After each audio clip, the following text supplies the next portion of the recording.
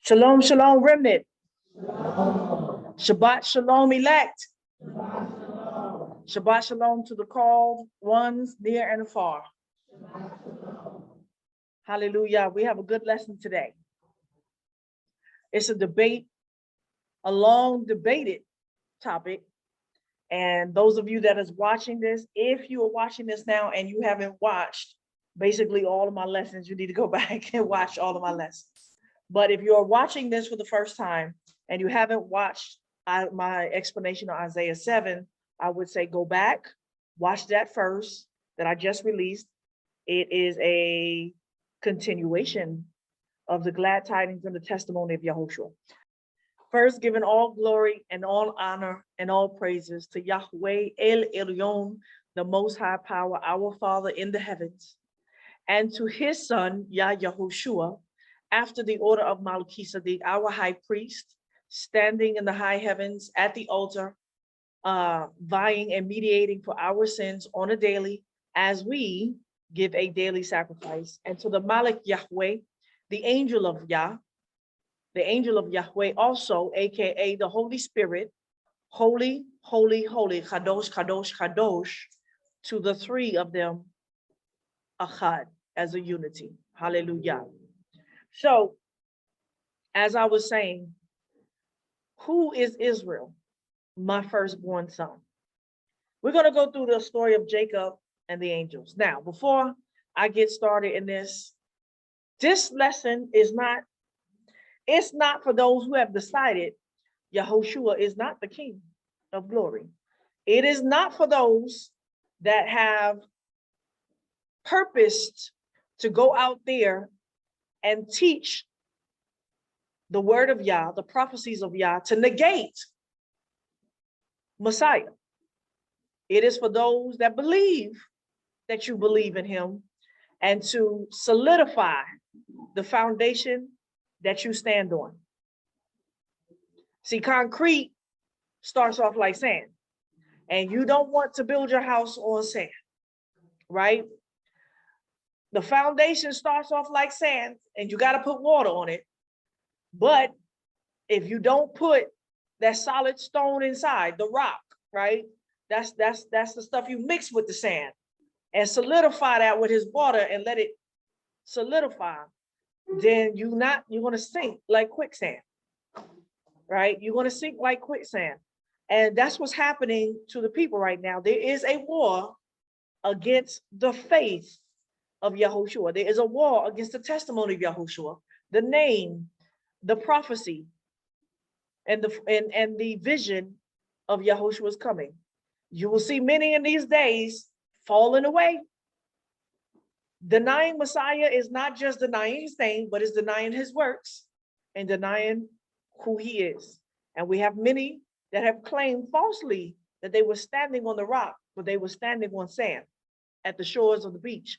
And when the wave came, they were sinking and didn't know where they were going. This debate, argument, has been long debated from the beginning. It's not new. There is no new argument that I can possibly bring to the table through my own intelligence and wisdom. But Yah is wise. Yah is wise. And so when we know when we're talking about the belief and the faith, we're talking about at the end of the day, say what you got to say, and I'm going to show you what thus says Yah. And we're going to play this game today.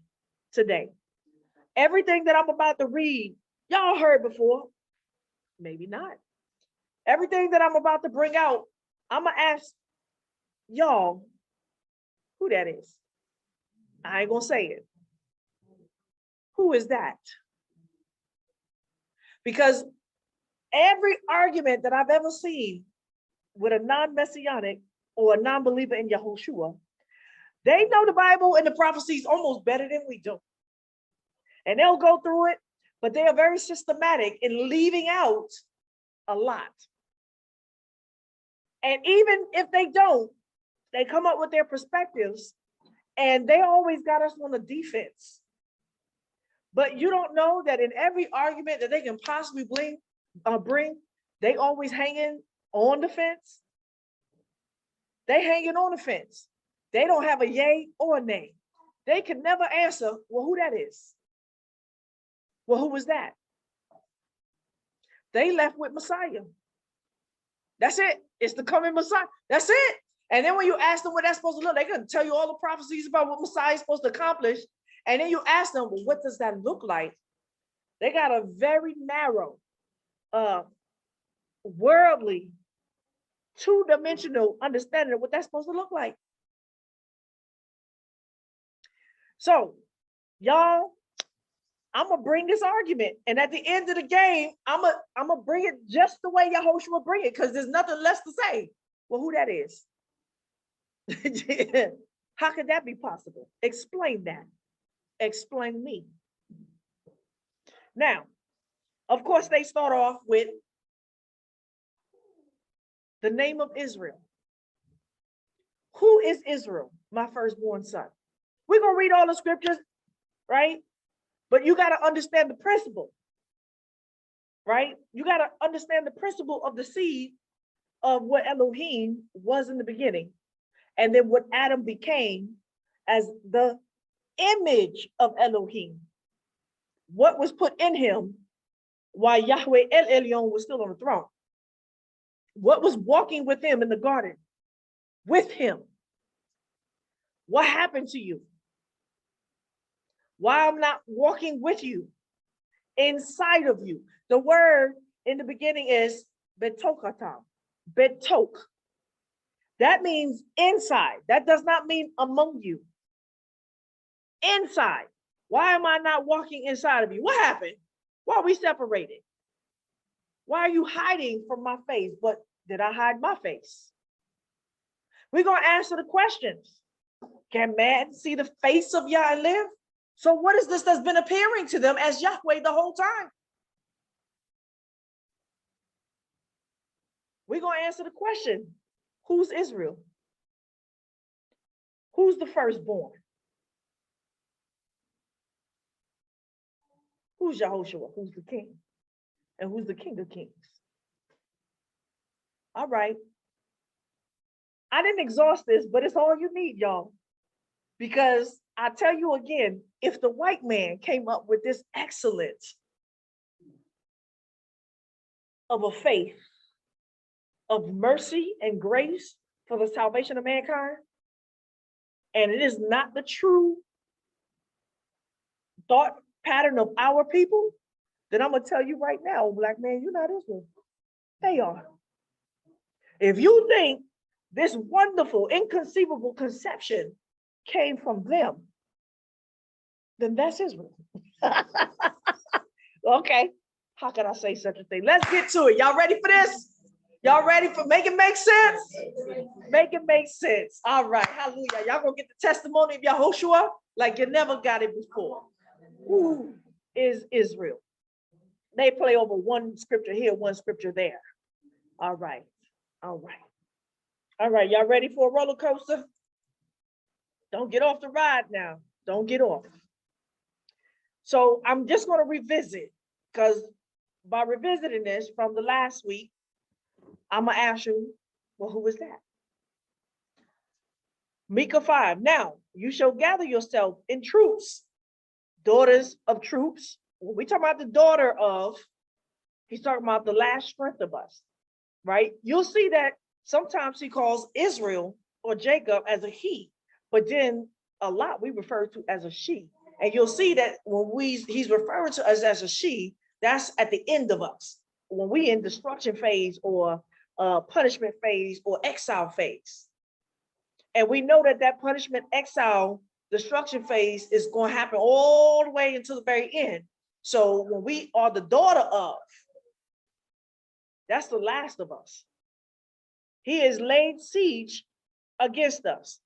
They will strike the judge of Israel with a rod on his cheek. Now, we went through that last week, what that means. But you, Bethlehem, Ephratah, being small among the clans of Judah, out of you one will come forth to me.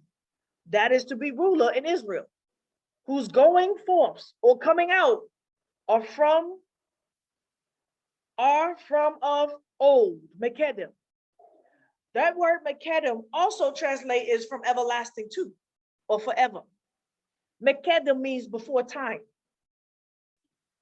From me Yahweh. Now, people say from the everlasting days. That's good. Because when you get into the principle of what a day is as 1,000 years, right? And we get the word yom comes from the word of division of waters. He's from me Yahweh, which is the everlasting waters. I'm barely going to go into the New Testament when I ask you who that is, because every question of the prophecies of the coming Messiah has been answered. There is no question that there's no prophecy that they can bring us to from the beginning to the end of the prophets that we don't have an answer for, that has been answered through the testimony of YHWH and his apostles. We are not left with, I don't know. The true believers. None of us is left with, I don't know. It's all been explained by the word and his testimony. But when you got them, they're left with, I don't know. And these prophecies are impossible to even know with a witness who this could possibly be coming from now. If they think a man is coming, right? That he's supposed to be born of the seed of David. Y'all don't know who that is anymore. We lost. You don't know if you Judah, y'all claiming Judah. You don't know if you the house of Ephratah. You don't know if you, how? Who can fulfill these prophecies today? What testimony would they have that they even of the house of Judah, of David, the seed? Absolutely none. Absolutely none. Not one black man can stand up and fulfill any one of these prophecies, not even one of them. Not one. Who that is? Whoever this is that you have struck, this is the ruler. This is messianic. Is it not? What? There's a Messiah coming that we're going to strike? How is that possible? Please, I'm in the Old Testament, because by the time you start trying to pick apart our argument for Messiah's testimony that answers the question, that has proven to be true and attested to outside of the Bible and history, then you're going to have to explain the contradictions of your messianic prophecies. You got babies coming up taking one lesson here and one scripture there and one scripture here saying Messiah, because they never understood Messiah's testimony in the first place. And when they actually study the prophecies of Messiah, they have no answer. Well, who that is then?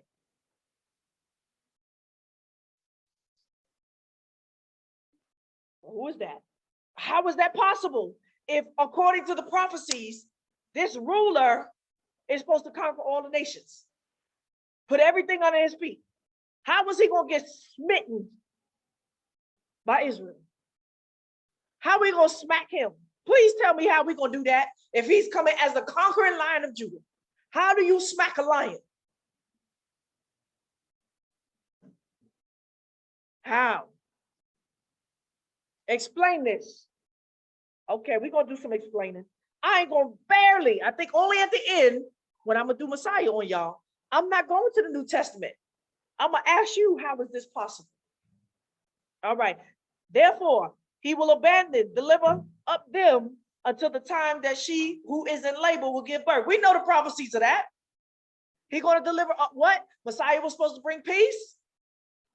He was supposed to conquer our enemies and bring peace and the kingdom of, well, how? Tell me how Israel is getting delivered up, because we have did this. We smacked the ruler on the cheek, therefore we're going to get delivered. It wasn't David. What ruler did we smack on the cheek? Please tell me. What ruler did Israel ever go against that we got smacked on the cheek and Yah delivered us up until the time of the end because we smacked a king on the cheek? What king was that? Whoever went against David and Solomon? Who of Israel went against any of the kings? All right.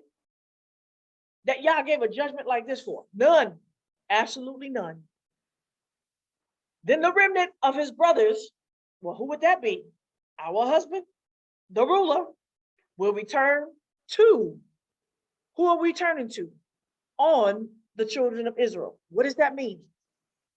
How are we going to return to or on the children of Israel? How about on to be? Because this is a returning. How about right here, we not the children of Israel? What? We not the, how come you not the children of Israel? Because you smoked the one who made you Israel on the cheek. You smoked Israel, my firstborn son, on the cheek. Okay, I'm just talking. So we went over that last week. Let's get to some more. Jeremiah 2, starting from verse 8. And the priest didn't say, where is Yahweh? And those who handled the law didn't know me. The rulers also transgressed against me. And the prophets prophesied by Baal and walked after things that do not profit. Therefore, I will yet contend with you, says Yahweh, and I will contend with your children's children. For pass over to the islands of Kittim, Cyprus, and see and send to Kedar, and consider diligently and see if there has been such a thing.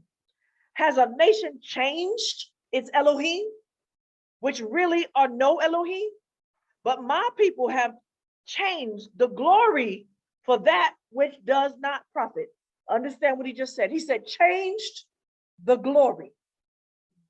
Put a note, right? Somebody write that. Change the glory. Whoever the glory is, Yah saying it's Elohim. Changed the glory.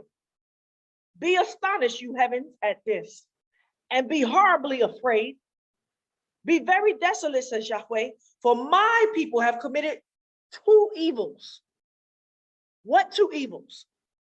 They have forsaken me, the spring of living waters. Who's the waters? Well, let's see. Let's go back. Who did they forsake? That was the prophecy, right? Because they forsook him. Go back to the prophecy. I read the rest. Because they forsaken him, he gonna forsake us. What? This king, this ruler that came from what? From aforetime, from the everlasting waters. Whoever this that they have forsaken, Yah is saying, this is the glory, which is Elohim. Put that equation there, right? For my people have committed two evils. They have forsaken me. How did we forsake Yahweh? The spring of living waters, and cut them out cisterns, wells, broken cisterns that cannot hold no water. That would be Assyrian Egypt, meaning their doctrines, their religions, their behaviors, their supplications, their sacrifices. Haven't you did this to yourself, in that you have forsaken Yahweh your Elohim when he led you by the way? Now I'm gonna ask you again, who led us by the way, according to the story? According to the story, what happened? Did Yahweh, the Father, El Elyon, lead us by the way? Now, give me an answer. Is that a yes or no, according to the story? You say Yahushua, the angel of Yah. Well, y'all know. But those of you that's watching me, you would say, Yah led us by the way. Whoever this is, Yahweh, your Elohim, that you have forsaken, when he led you by the way, we know what we're talking about. You have forsaken him, which is me. Who's talking here? Why is he saying forsaken me, forsaken him? The spring of living water. You're going to see this dichotomy all the time through the scriptures, right? And whoever that is the glory called Elohim. All right. Yeah. So before I go back into, well, who is that? Let's get some vocabulary here. Follow me on this one. Who's the son of Elohim? The word son in Hebrew is ben. But there's an alternative word called bar. Now, people say the word bar is the Aramaic version of ben, And I'm going to say that that's true, but not wholly true. Because I'm saying Aramaic is a transliteration of Hebrew, wrong speaking Hebrew.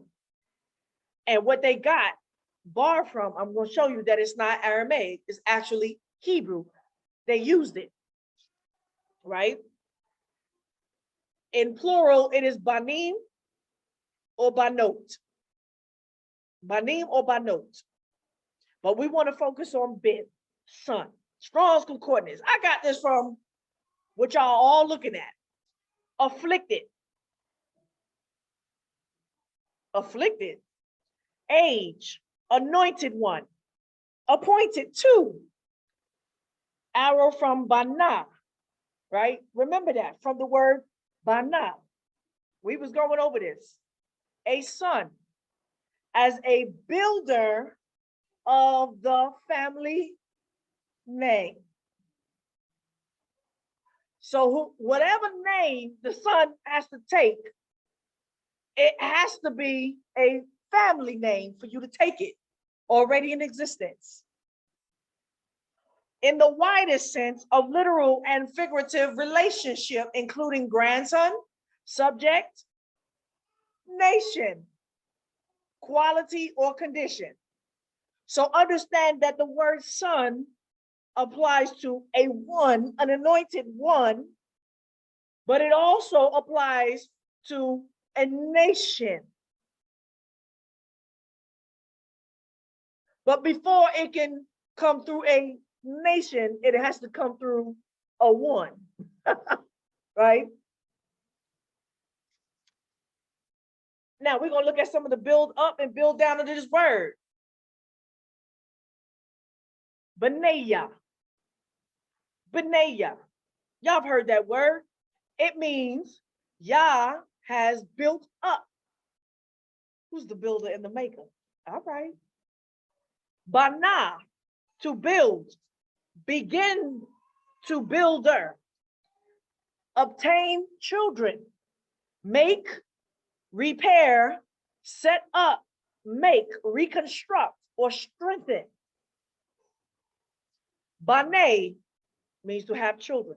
So the word son doesn't just mean the one that came out my loins, but it means the one that I've appointed to build my house. To what? My name. Oh, well, who was that? Well, who's the house? And who's the one that is anointed, appointed to build it to his name? And when he builds the house to his name, then the house will take on the name. But if you destroy a building, it no longer bears the name. Make sense? All right. Who's my firstborn? Who's Israel? So the word bar, let's look into this. Now they say once again that it is the Aramaic version of the word bin, and I say that is true, not true, right? Bar still exists in Hebrew, how we use it, and it's in the Hebrew text. It's not just in the Aramaic version. Bar, open field, prairie, wilderness, exterior, outside, without, sun, pure, clean, possessing, worthy of, but it also means grain, corn, or wheat. Who's the first fruit? Who's the wheat, the seed that got to what? Go into the ground to bear grain. So in Aramaic, they say bar means to go out of. So the word son or daughter means somebody that came out of. And when you build that up, as in bara, it means to purify, select, choose, choice, test it, cleanse, show yourself pure, to clarify, polish, and brighten. Okay?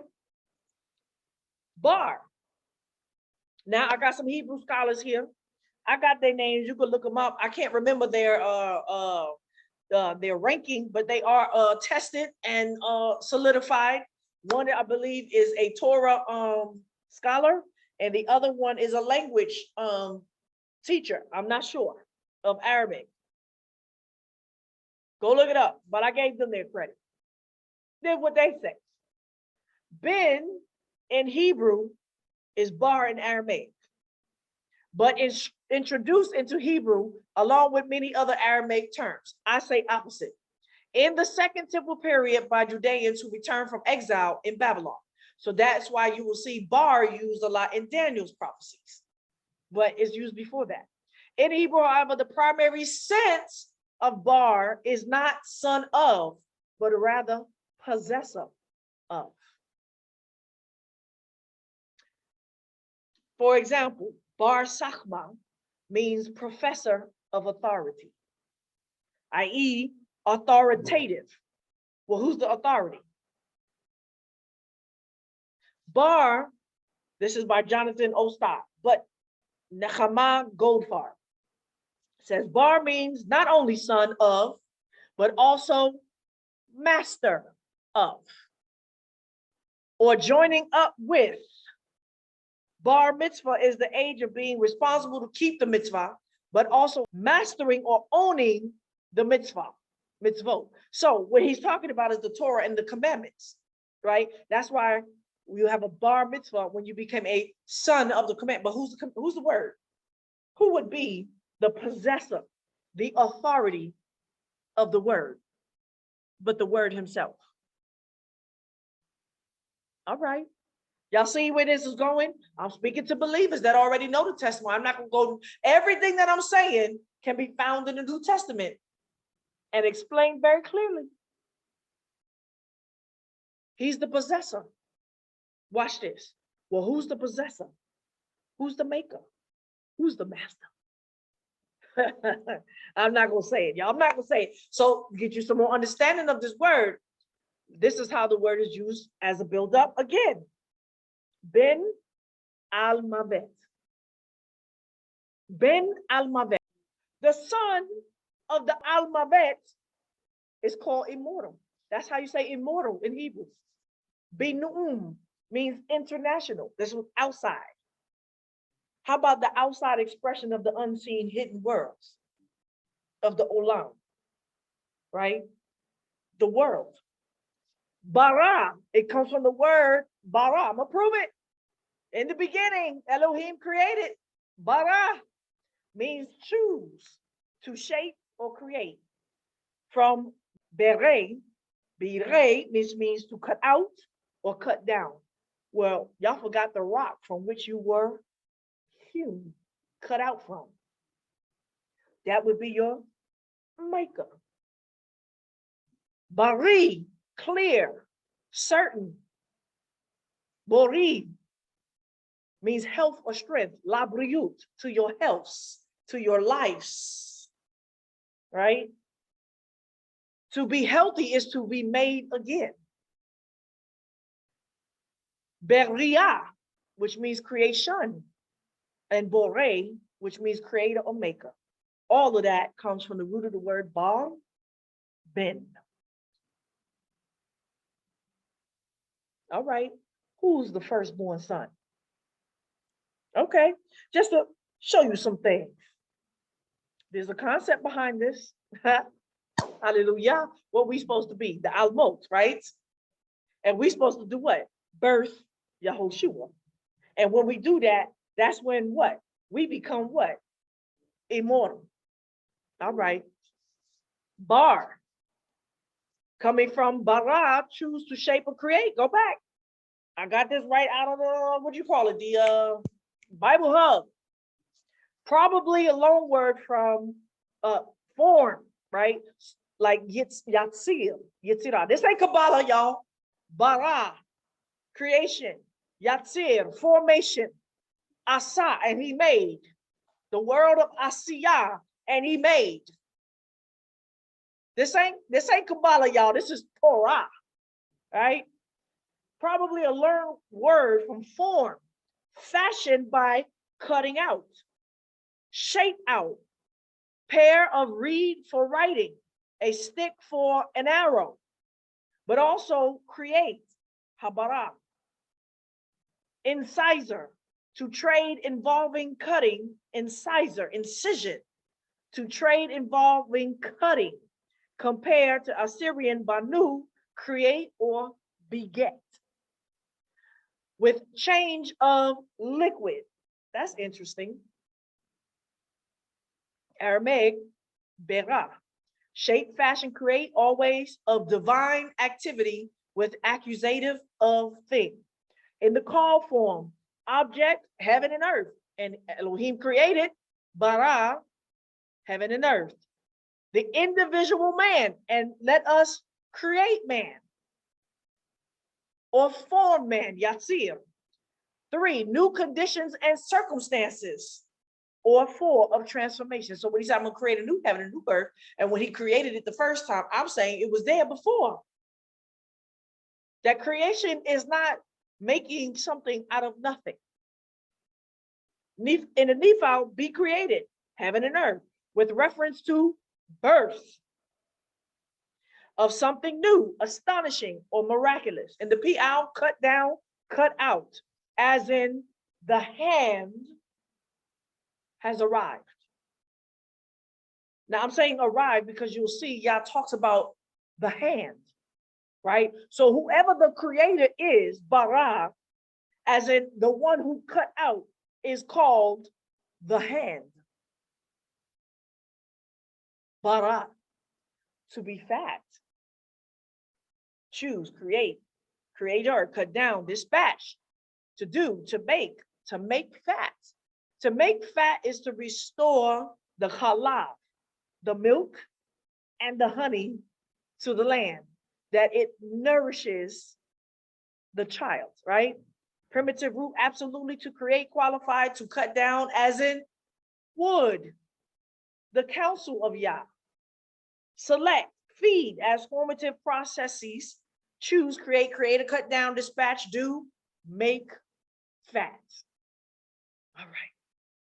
Y'all got some foundation now? All right. Let's get to it. Like as in Genesis 2:22. And Yahweh Elohim Yivin. Yivin Yahweh Elohim et hatzela asher lakach men ha'adam leisha veyavia el ha'adam. Where Yivin, and built, and he built Yahweh, and Yahweh built or fashioned. Basically, he said, I made a daughter, another builder. But the one that did it is the builder. Elohim, Yahweh Elohim, et haselah, the rib that he took from Adam, from the man, for leisha, to be a woman, and brought it unto Adam. Just to see how the word is being used. So that word also sometimes means formed or made. Now in the New Testament, you'll see, and man was created first and then woman, but the word is not create. It was built, formed, cut out, and refashioned. So, all right, let's go to some messianic prophecies, undisputable. Psalms 2. Now, one of the things that people don't understand about the prophets is that they are speaking outside of time. In time, before time, outside of time. And when they speak, they are the mouthpiece of Yah, of nothing else. So sometimes when they are speaking, it's hard to make a distinction if they are the ones speaking or is Yah speaking through them. This is where we go wrong in the prophecies. Because when the prophets are reliving this, almost as a medium, they're not a witch, but as a medium, they are caught up in the spirit, not without control, not without consciousness, but what is coming out their mouths is what they are hearing happening or what they are seeing happening and describing it through them. So David wrote like this often. You would think David is talking about himself, but he's not. he's prophesizing about the words that was coming out of either the anointed one or Yah himself. It is almost like to go in the anointed, like, you know what I'm saying? Like to embody the spirit of the one that he's seeing and just speak as if it was him. The prophets do this often and people have a hard time understanding that. Okay. Psalms 2, starting at 1. Why do the nations rage and the peoples plot a vain thing? The kings of the earth take a stand and the rulers take counsel together against Yahweh. Well, whoever this is Yahweh. You would say the Father. And against his anointed. Meshichu, from Moshiach, his anointed. So the nations are going to rage and they are going to plot a vain thing against the anointed one, saying, let's break their bonds. What bonds? Yahweh and his anointed one, his Moshiach, has a bond and cast their cords from us. Interesting. A cord is when two things are tied together as one. We know what the bond is, right? Now we're talking in the singular. He who sits in the heavens will laugh. Who sits in the heavens? Yahweh will mock them. Then he will speak to them in anger and terrify them with his wrath. Yet I have poured out a covered Nasikti, my king. Who's talking here? This is Yahweh talking about himself and his son. And Yah says, yet Yahweh has poured out or covered. That word nasak, right, means libation. My king on Zion, my holy hill. Okay. I will tell of the decree. Yahweh said to me. Who's talking? Jeremiah? David?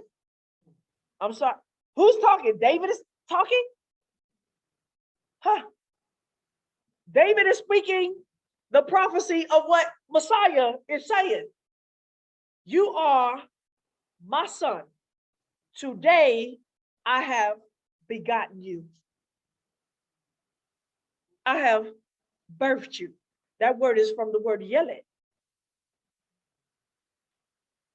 It's not the same word as the other word that they use for I have begotten Israel.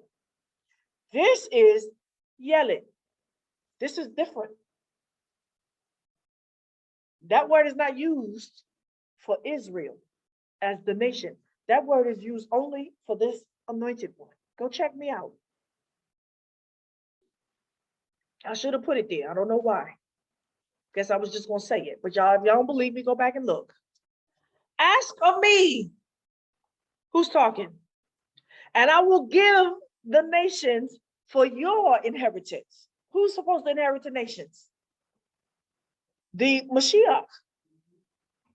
The uttermost part of the earth for your possession. You shall break them with a rod of iron. This is the anointed one. You shall dash them in pieces like a potter's vessel. That's not David. That's David prophesizing about the Messiah to come. And that is not the nation Israel. This is about the anointed one. You are my son. Today I have begotten you. How many times has Messiah been birthed? Now, those of you that don't know what I'm talking about, go back to the lesson that I had just taught about baptism, how Messiah was able to say, I have been begotten 3 times. 3 times. through the spirit, through the water, and by the power of fire from the earth, the elements by which he created creation through. And now there's one more that he has to be born through. Who's that? The woman. Okay. You shall break them with a rod of iron. You shall dash them in pieces like a potter's vessel. Now, therefore, be wise, you kings. Be instructed or chastised, you judges of the earth. Serve Yahweh with fear and rejoice with trembling. Kiss the Son. The word is bar. Kiss the Son, lest he be angry, and you perish in the way, for his wrath will soon be kindled. Okay, wait a minute. I thought it was Yahweh's wrath. Wait, where was it? Right? Didn't it say this was Yahweh's wrath? No, it's Yahweh's and his anointed. Right? It's both of them. Both of them. Kiss the Son, bar, lest he be angry and you perish in the way, for his wrath will soon come, soon be kindled. Blessed. Didn't Yahushua say that? But I'm not going to read it. We got our answer for everything. Oh, how I had longed to spark that fire. But I came here for what? All right. Blessed are all those who take refuge in him. Who? The Son that we're supposed to kiss. A psalm by David when he fled from Absalom, his son. Go figure. You see it? All right. But who that is? I'm going to ask you again who that is. Okay. That's the Messiah. That's all y'all got. All right. So let's go back to the story when Jacob first wrestled with the angel. Before, where did Israel come from, y'all? Was it Jacob's name? Jacob was given the name. Could it not be taken back? And if it's taken back, then it's taken back from the one whose name it is. Well, who would that be? All right. Israel's my firstborn son. He sure is. Well, who's Israel? All right. All right. Let's go to the story. I'm going to see something real interesting in the story. As they argue over this word Yisrael, right? It means the prince have the power. It doesn't mean wrestle. They don't know what they're talking about. Everybody take one little Hebrew word, read a dictionary, read the Strong's, and that's all they got because they're not inside the language. They don't use it, nor do they have the tools to go further than the dictionary. 22, Laban was told on the third day that Jacob had fled. Jacob fled. On the third day, he found out. Y'all see the similitude, right? It's all foreshadows, y'all. He took his relatives with him and pursued after him 7 days' journey. He overtook him in the mountains of Gilead. That would be on the Jordan side, I believe in Ammon, like in the land of Ammon. Elohim came to Laban, the Syrian, in a dream of a night and said to him, take heed to yourself that you don't speak to Jacob, either good or bad. Laban caught up with Jacob. Now Jacob had pitched his tent in the mountain, and Laban with his relatives encamped in the Mount of Gilead. So I believe that they are on Israel's side of the Jordan right now. So he did this sort of crossing over and crossing back. Laban said to Yaakov, what have you done that you have deceived me and carried away my daughters like captives of the sword? Why did you flee secretly? See them? Okay. And deceived me and didn't tell me that I might have sent you away with mirth and with songs and with tambourine and with harp. Really? Y'all see the prophecy, right? And didn't allow me to kiss my sons and my daughters. Now have you done foolishly? 29. It is in my power of my hand to hurt you. But Elohim of your father spoke to me last night, said, take heed to yourself that you do not speak to Jacob, either good or bad. I mean, to find out what happened before you say so. Take heed to yourself, meaning allow him to give his side of the story before you make your decision. Take heed to yourself that you do not speak to Jacob either good or bad. Now, you want to be gone because you greatly long for your father's house, meaning the land that he belonged to. But why have you stolen my Elohim? So at the end of the day, yeah, the children, all the goods and all of that, but he said, you stole my Elohim. Why you took my Elohim with you? Look at the similitude in this, right? Right? What was the Elohim he was talking about? What was it that we took? Because whatever this is, we better not take it. We better not take it with us. Huh? It was a teraphim, right? It was a talking head that when you put some money in it and you mind it, it gave you answers. Make it make sense? I love it. Where's my make it make sense? I like it when he say that to me. 31, Jacob answered Laban, because I was afraid, for I said, lest you should take your daughters from me by force.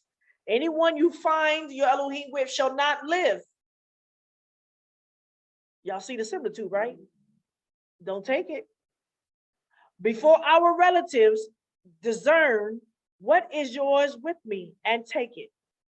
For Jacob didn't know that Rachel, oh Rachel, how your children has stolen them. So now we in Genesis 32, 1. And Jacob went on his way, and we know what happened. They sat there and they made a covenant. He made a covenant, and Jacob was he split up his camp, right? From his most loved, and right? And he split up his possessions among his children. He put Leah in them last, right? And he was worried that he would take away his daughters and all his possessions. I want y'all to, and Jacob has served over 14 years, but he was there longer than 14 years. He served for all of these possessions. And so they made a treaty there about these possessions. I want y'all to get the story. Only don't take this Elohim. So they made a truce. They went on their way. And now Jacob went on his way, and the angels or the messengers of Elohim met him, the Melachei Elohim. When he saw them, Jacob said, this is the Elohim's army. He called the name of that place Manachai. Doesn't give us anything more. But what he saw was a vision of what?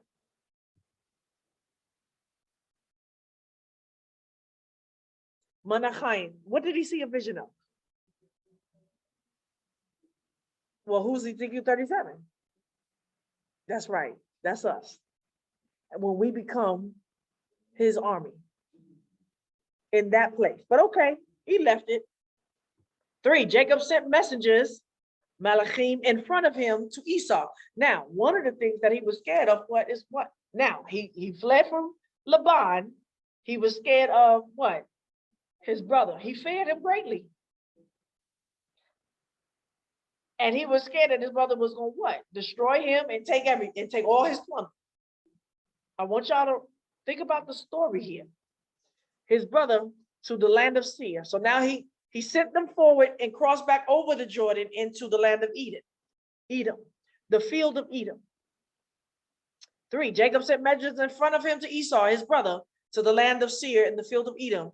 He commanded them, saying, this is what you shall tell my master, Esau. This is what your servant Jacob says. I have lived as a foreigner with Laban and stayed until now. I have cattle, donkeys, flocks, male servants, female servants, and I have sent to tell my master that I may find favor in your sight. The messenger returned to Jacob, saying, we came to your brother Esau. Not only that, but he comes to meet you, and 400 men with him. What was he? He was afraid, what? That he was going to plunder him for all his goods that he served so long for, y'all. Y'all got that? Follow the story. So Laban was mad at him because he did some trickery, slickery. And Esau was mad at him. All for what? Possession, inheritance, and good. So he been living in fear the whole time over his possessions and stuff. I want you to get the story.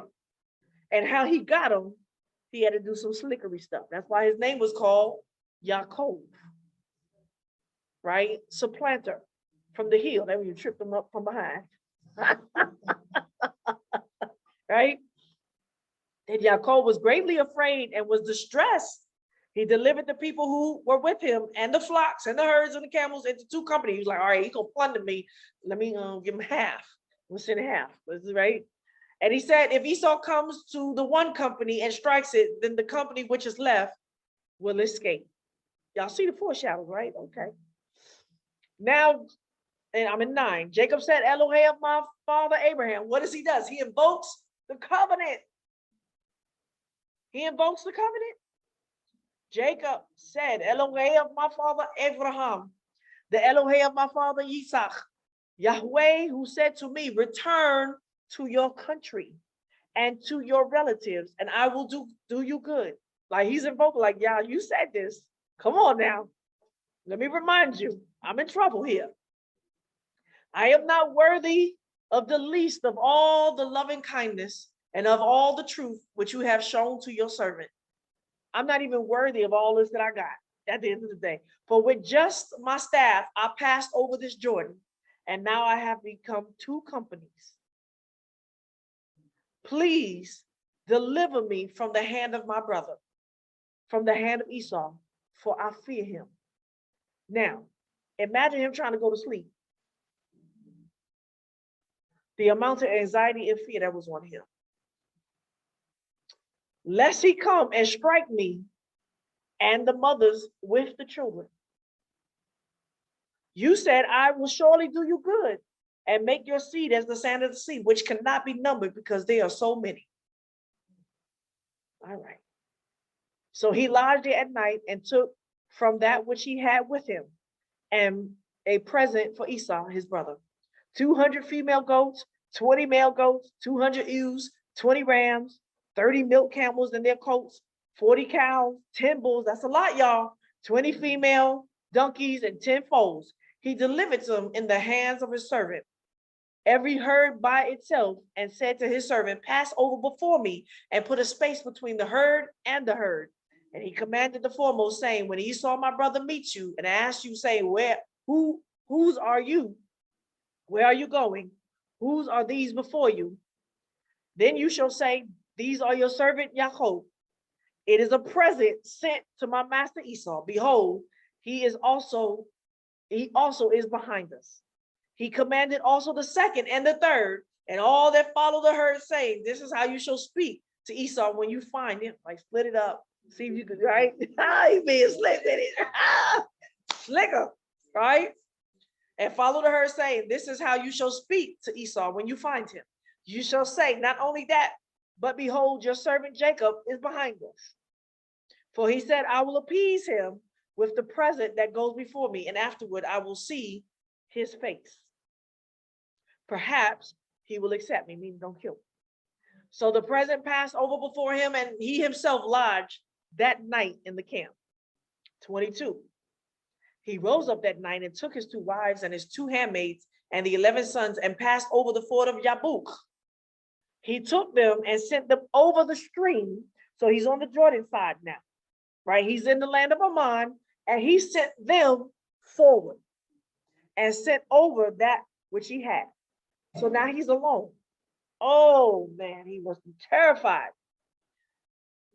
He sent the children before him, y'all. Y'all would say that's a cow. Wait, can't y'all see this? Can y'all see this, y'all? Can y'all see the vision, how our return is going to look? All right. Jacob. So Jacob was left alone and wrestled with a man that until the rising of dawn, Hashakar. That's prophetic. So the word wrestle, Ye'avek, right, comes from the word avak, which means dust or cloud. It's another word for misty heaven, but wrestle as he stirred up dust with somebody. So that's to wrestle with, meaning there's a striving when you're stirring up dust. If 2 people walking together, they're not stirring up dust. When they strive and they stir, so this word means wrestle. with a man there until the rising of the dawn. Okay, I'm going to say once again, this is foreshadow of Israel as the nation of Israel striving with whoever this man is until the rising of the dawn. What's the rising of the dawn? When we return to become what? Yisrael. Y'all see the prophetical foreshadow? That's the day that what? The Mashiach returns and Yahweh's glory rises on us. Well, who's the glory? All right.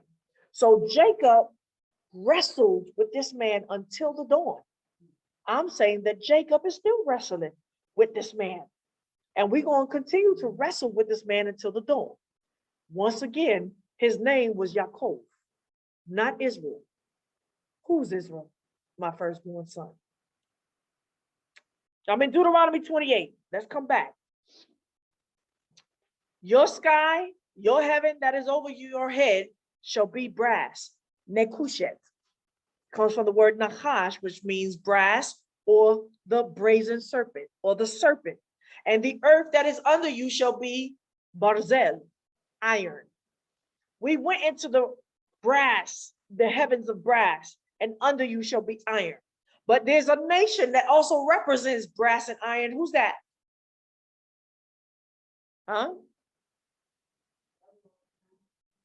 No, so we have Babylon. We got 4 metals. The brass and iron represent who? The last 2 nations of the 4 nations. No, I know that. But it represents the Greco-Roman Empire that proceeds on to what we have now, Babylon the Great. Brass and iron, right? But he said the heavens shall be brass. And I showed you about their devices, that this brass heaven is the field of the cloud by which they send electromagnetic energy, transistors, light, flashing light for information that you receive another word. Is giving you another word. Watch this. And iron. Yahweh will let the rain of your land powder, avak, and dust afar. From the sky shall it come down on you until you are destroyed. So when Yah says your rain, what does the rain represent? The Holy Spirit, that represents what? Your doctrine, your teachings, your truth, your word. So if he's going to hold back the rain that your land become avak and dust, that means what? You can't receive the word of Yah and his spirit to lead you on the way you should go. You can't hear, you can't see. You're deaf. You're unrepentant and you're full of sin. That is what it means that you have a heaven of brass above and underneath your feet is iron. Right? Yahweh will cause you to be struck before your enemies. We know that this is because of sin. If rain is not coming down because you abandoned the living waters and took dry cisterns or broken that don't hold water, it means you took a mindset, a doctrine, and a teaching and a way of life that is not of Yah, that don't produce fruits and trees. You're not tilling the ground. You're dry land. And when you are dry and your land is powder, that means that you are wrestling against Yah and his word. Yahweh will cause you to be struck before your enemies, and you shall go out one way against them and shall flee 7 ways before them. And you shall be tossed back and forth among all the kingdoms of the earth. Your carcasses shall be food to all the birds of the sky and to the animals of the earth, and there shall be none to frighten them away. This is the prophecy of Abraham until the end. Make a sacrifice. Split them up. Split them up. And the carcasses, what's the carcasses? What's the birds? That's when the army come after us. That's when they come after. This is the prophecy of the last day, what's going to happen to us. Our final end. And none to frighten them away. I'm in Leviticus 22. Follow me. I'm making points here, right? Leviticus 26, punishments and disobedience. What's the brass? What's the iron? 14. But if you will not listen to me, I will not do all these commandments. And if you shall reject my statutes, that's the rain. And if your soul abhors my ordinance, that's the rain. So that you do not do all my commandments, that's the rain, but break my covenant, I also will do this to you. I will appoint terror over you, even consumption and fever, that shall consume your eyes and make your soul pine away. You can't see. Your soul, you're dried out, and you will sow your seed in vain. Meaning that all your labors, everything that you build will be vanity. For your enemies will eat it up. What's that mean? You're working hard for your enemies. All that you got, they're going to take it away. But literally, you have sowed your seed in vain and they eat it up. Literally, for their strength. I will set my face against you and you will be struck before your enemies. Those who hate you will rule over you and you will flee when no one pursues you. If you, in spite of these things, will not listen to me, even after I do all of this, in spite of, if you will not listen to me, then I will chastise you 7 times more for your sins. I will break the pride of your power. What's the pride of our power? And I will make your sky like iron and your soil like brass. What's the pride? What's the pride of our power right now? Huh? Yes, but what is the pride of them? No. What's the pride? When I broke down that they're full of pride, it goes back to what? They're like Sodom and Gomorrah, sour grape, meaning their pride is their riches that they have gained from the whore, from Babylon, working as a slave. I will break the pride of your power. That's what they think our power is. All that we have worked for in Babylon. That's their strength that they're working off of. And I will make your sky like iron and your soil like brass. And your strength will be spent or complete in vain. Completed in vain. Meaning all that you work for is going to come to nothing for you. For your land won't yield its increase, neither will the trees of the land yield their fruit. I'm coming back to Jacob. I'm setting the precedence. This, and he wrestled. What does it mean? He wrestled. He stirred up dust, dry dust. Where was I? I'm at 21. What does this mean? If you walk, holech, walk contrary to me and won't listen to me, then I will bring 7 times more plagues on you according to your sins. And I will send wild animals among you, which will rob you of your children, destroy your livestock, and make a few in number, and your roads will become desolate. Y'all see the whole fear that Jacob had? You said, if I walk straight with you, Father, if I walk right and not contrary to you, you won't do this. So how come I'm in this position right now? Watch this. If by these things you won't be chastised by me, but walk contrary to me, then I will also walk contrary to you. I will strike you, even I, 7 times for your sins. I will bring a sword upon you that will execute the vengeance of my covenant. And you will be gathered together within your cities, and I will send the pestilence. The word is debel. There's another word for pestilence, but this word, debel, pestilence among you, another word. It's called abracadabra. What I speak is what I create. Abara kadabara. Okay, so you're going to walk contrary to me and kick up dust. Pestilence is coming up and not rain among you. And you will be delivered into the land of the enemy, the hand of the enemy. When I break your staff of bread, 10 women shall break your bread in one oven, and they shall deliver your bread again by weight, and you shall eat and not be afraid. I'm not going to explain that parable right now. I know y'all want to know, but in the meantime, you can ask Shadiah and get his pornographic point of view about the staff and the bread and all of that. But when I put out, which has already been done over a year now, of the man code, right? I break this parable down, the man code, by the word of Yah. What does this mean? Y'all gonna have to wait for that. All right. I'm gonna let you go with Jediah's explanation for now. All right, that's not my point tonight. So 1 Kings 8:35, when the skies are shut and there is no rain because your people have sinned against you, and they pray towards this place and confess your name, and they turn from their sins because you have afflicted them. Jeremiah 3:3, therefore the showers have been withheld and no springs, rain have fallen. Yet you have the brazen look of a prostitute.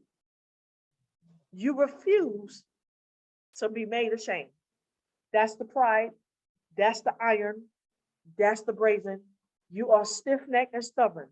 Your mind is like brass, like the prostitute, like Babylon the whore, arrogant, prideful because of your riches. And you walk around in the pride of your name, and you have no shame. We have no shame. We have returned to Yah in our pride and not with shame-faced. You refuse to be ashamed, O Israel. You're walking in pride. And you got a look of a prostitute. That's the brass serpent. That's the brass.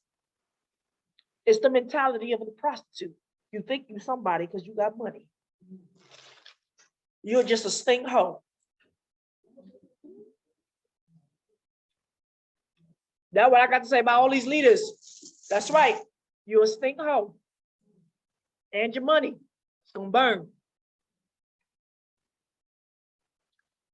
All right, let's go back.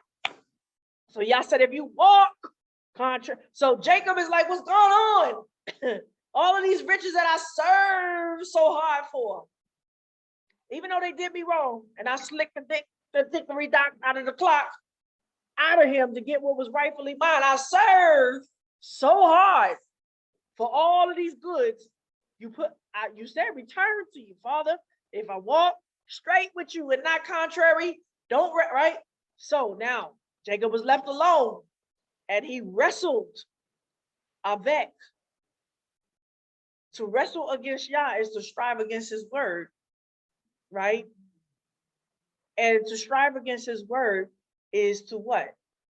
Fear the riches. Fear you losing the riches that you worked so hard for. Y'all see this, right? What was he afraid of? Not just the death, but he talked about not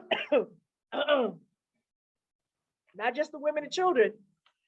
Excuse me, hold on. All right, I'm back, y'all. Y'all gonna have to excuse me. I'm gonna be clearing my throat a lot because I just swallowed a popcorn kernel, just letting y'all know. So I'm back in Genesis 32. Back to the story as I lay some foundation about walking contrary to Yah. Walking contrary to Yah is not just in the physical, but it's also in the mental. And you can see that his fear of Yaakov was that he was going to plunder him for all that he worked so hard for, and the women and the children. Now, so 24, Jacob was left alone and wrestled Yahweh with a man there until the rising of the dawn. And when he saw that he could not to him, meaning prevail, right? That he wasn't going to win this struggle, he touched in the socket of his thigh, and his socket was dislocated as he wrestled with him. So who touched who and who was dislocated? Let's be clear about the he and the he and the he. The man that he wrestled with. I know who it is, but might be some that's not clear about this. This person he wrestled with. Now, why would he wrestle with a man that appeared? He thought it was Esau. He thought it was Esau coming to take and kill him.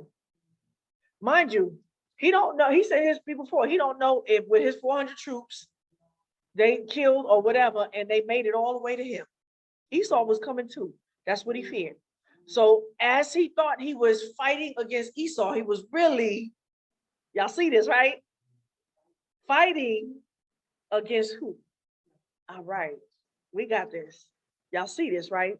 And when he was fighting against Esau, it was because he thought that it was over the inheritance that he had begotten. When he saw that he could not or prevail, he touched in his socket his thigh, the man that he wrestled with, and his socket was dislocated as he wrestled with him. And the man, he said, let me go, send me away, for the dawn rises. Now, who's the man? Who said what now in 26? The man said to who? Who's speaking now?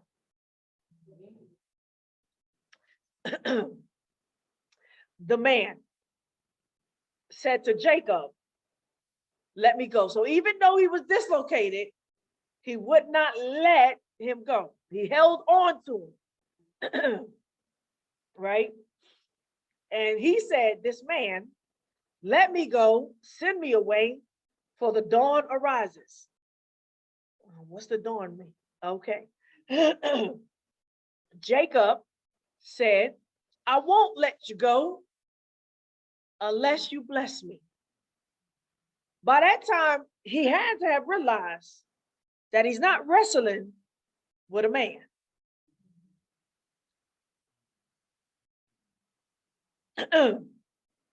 So now Jacob asked for a blessing from this man. And he said to him, what is your name? He said, my name is Jacob. Now, can somebody bless you with something that doesn't belong to them?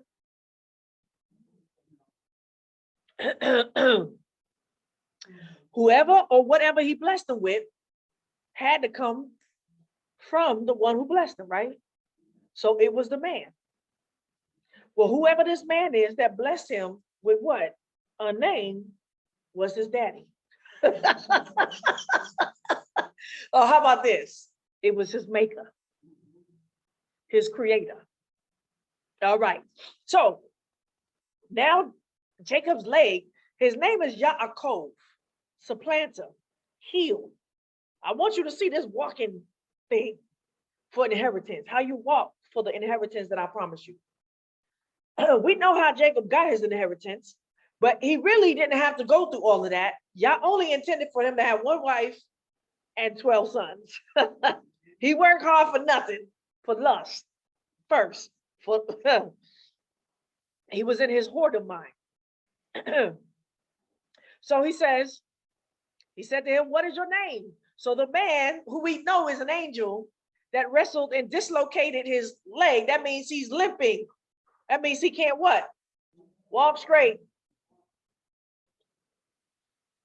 He can't walk straight because he wrestled not with Esau, but he was wrestling against.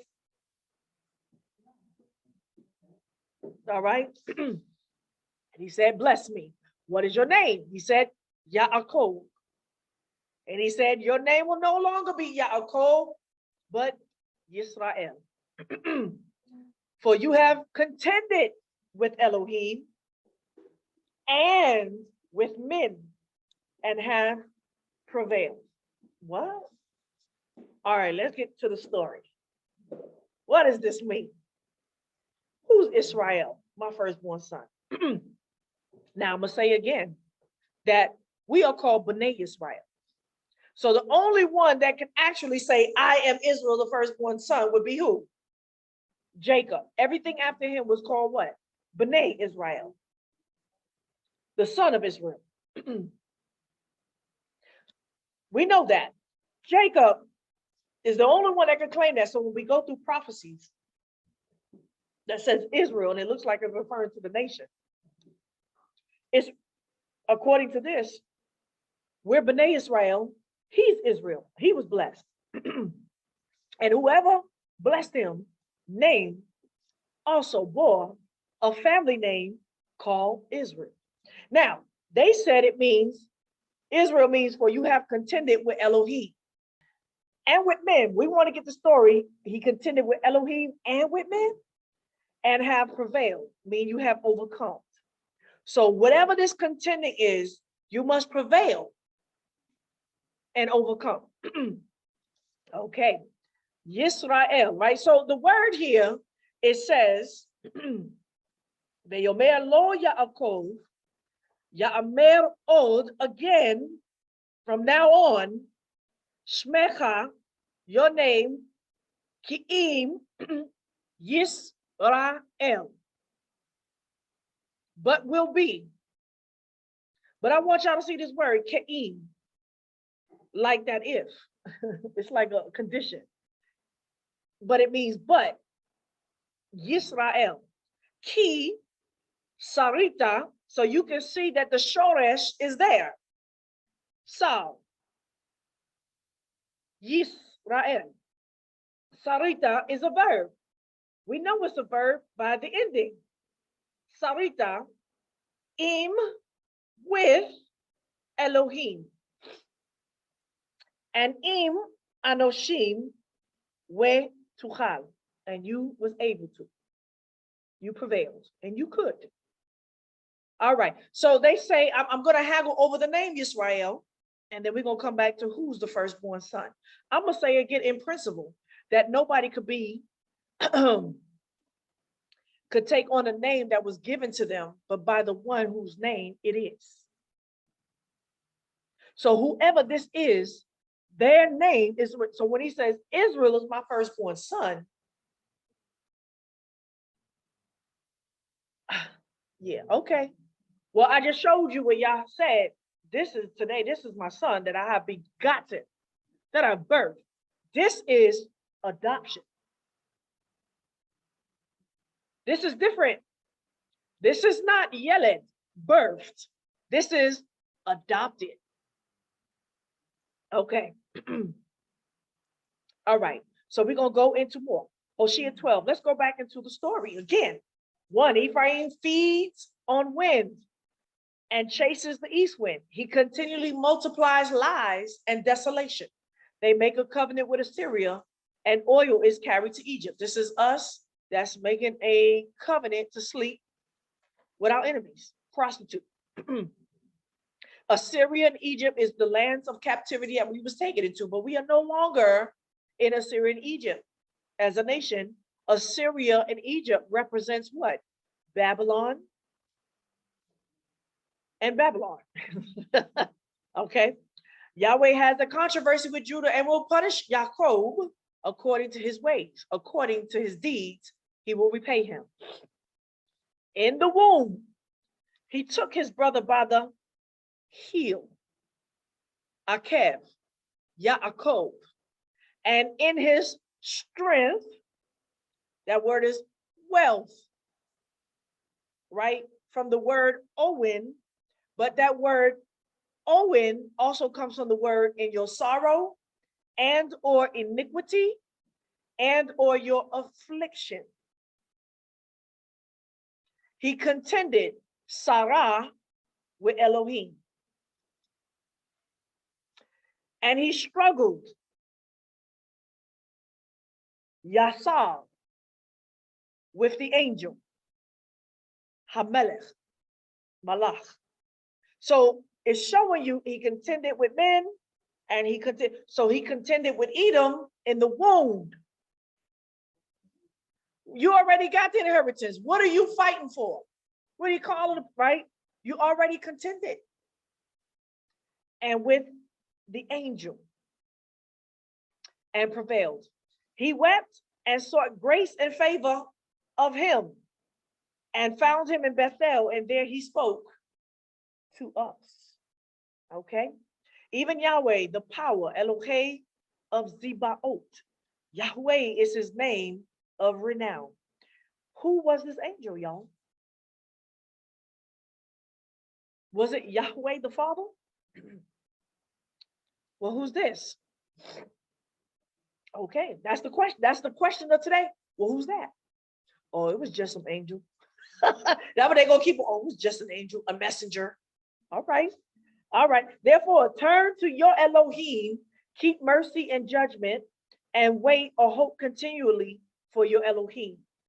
A merchant, Canaan, has dishonest scales in his hand.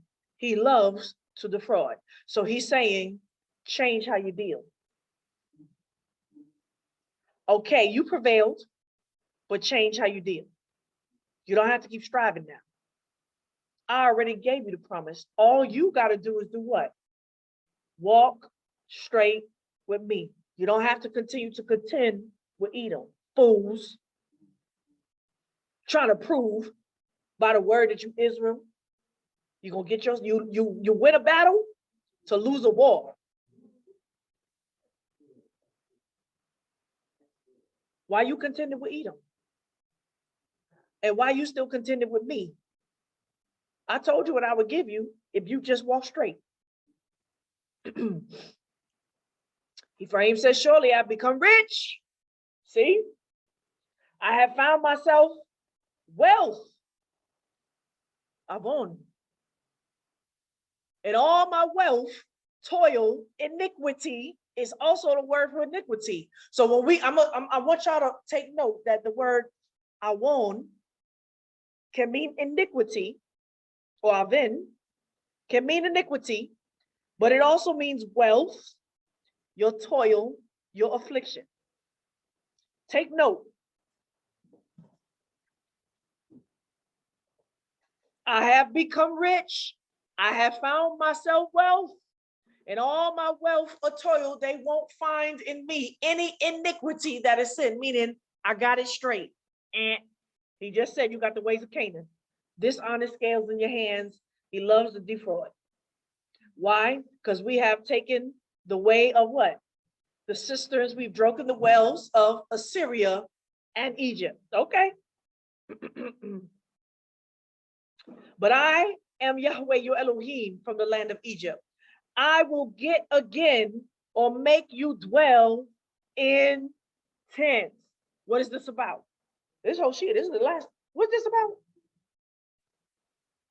Everything we don't want. As in the days of the appointed feasts. I have spoken to the prophets and I have multiplied visions. And by the ministry of the prophets, I have resembled, made myself like Adameh. Whoever this is, that would be Yahweh, said, I'm speaking through the prophets. I've made myself as all the prophets. Well, who is that? All right. That's the game, right? Who that is. Who that is. Okay, you might say Yahweh. If Gilead is wicked, surely they are worthless. Gilead was where what? We just read that he made a covenant with Laban for his wealth. He gave an accusation. He said, no, I worked so hard for all of this wealth and you defrauded me 10 times. He said, if Gilead is wicked, surely they are worthless. Saying, okay, if you didn't get it through wickedness, I'm telling you that what happened in Gilead is worthless. Your covenant for the wealth that you got out of Laban's house, out of Assyria, is worthless. In Gilgal, they sacrifice bulls. Indeed, their altars are like heaps in the furrows of the field. They made a sacrifice for the wealth. Let's make a deal. Jacob fled, see? Jacob fled into the country of Aram, and Israel served to get a wife. You see? And for a wife, he watched or guarded or tended Shammah. By a prophet, Yahweh brought Israel up out of Egypt, and by a prophet, he would preserve or guard Nishma. What is he saying? What you looking for? You should be looking for my word and keep my word. Not looking for a wife and the riches. Ephraim has bitterly provoked anger. Therefore, his blood will be left on him, and his Elohim will repay his contempt. Isn't that how our brother's talking? Okay, Abraham was rich, Isaac was rich, and all that. They had wealth and all of that. So we're supposed to come out with wealth. Rekush. All right. And that's what's holding our people back, right? Because they scared, but they wouldn't have to be scared about how we walking. If they walk straight, Yahweh will provide everything. I'm coming back. The word Yisrael is a play. It's a play on words. It has multi meanings. And I'm saying that the word, the name Israel, came from Yahweh. It is a family name. And when you are now building a family, you have to have a bride. And that bride now bears children. B'nai Israel. I'm going to show you that the marriage with Jacob is not with Leah and Rachel. It's with the covenant. Right? Yisrael. Is it Yisrael? Some say Yisrael or Yisrael. It's a play on words. Sarah, to persist, exert oneself, persevere or contend. That's the word Sarah. A primitive root to prevail or have power as a prince. So this is why they say it means Saul, prince. I'm going to build up the word to see how this word builds up. Lis seret. I'm sorry, this one is lis sharet. So you're going to see that the shin and the sin goes back and forth depending on the buildup of the word. So it's neither here nor there. If it's Saul or Shal, it's the same, right? Lis sharet means to minister, to serve. Sherat means to minister. Sar, to minister, rule, commander, office, prince. Sarah means struggle or exert. Sarara, right? Serara, that's hard. Serara, rule, authority, representative of the authority. Who's Israel? Who's commander? Who's the prince? Who's the true minister? Who's the power? And Sarar means rule or prevail or reign. Okay. Let's go back. Go ahead. It's a play on words. Either one of them be correct. That is a later breakdown of the word shin, sin, to introduce maybe other words or conjugations, but shin is shin at the end of the day. Remember in the book that there was a difference on how we pronounced between the tribes and in Judges, and they knew who came from Ephraim because when they came to the word, I forget the word, but they said the S instead of the SH. No difference, right? It's the same letter. Okay, let's go back to the story. Jacob was left alone and wrestled. What did he fear? And then he provoked Yahweh about what? Your blessings, right? Jacob was left alone and wrestled with the man there until the rising of the dawn. When he saw that he could not or prevail over him, he touched him in the socket of his thigh, and his socket was dislocated as he wrestled with him. And the man, he said, let me go and send me away, for the dawn arises. And Jacob said, I won't let you go unless you bless me. And he said unto him, what is your name? And he said, Yaakov, the heel. So when he says you will wrestle with men, and when did he wrestle with men? In the womb. When he grabbed his heel, he's fighting with feet, how to walk, right?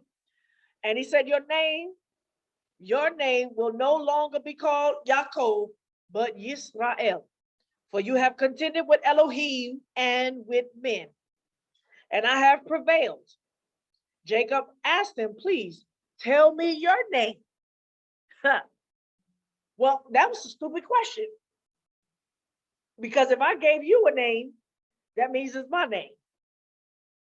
And he said, why do you ask what my name is? And he blessed him there. Jacob called the name of the place, Peniel. The word pen means what, y'all? Panai, the face of the power. Well, who was that? Are we going to get to this question? Can a man see the face of Yah? Can a man see Yah face to face and live? No. Now, I know a lot of you midrashish will go in and try to dispute me, but we're going to go into the word and understand the word as it says it. A man could not see the face of Yahweh El Elyon, the Father, and live. So who was that? See the game we playing here? Oh, it was just some angel. No.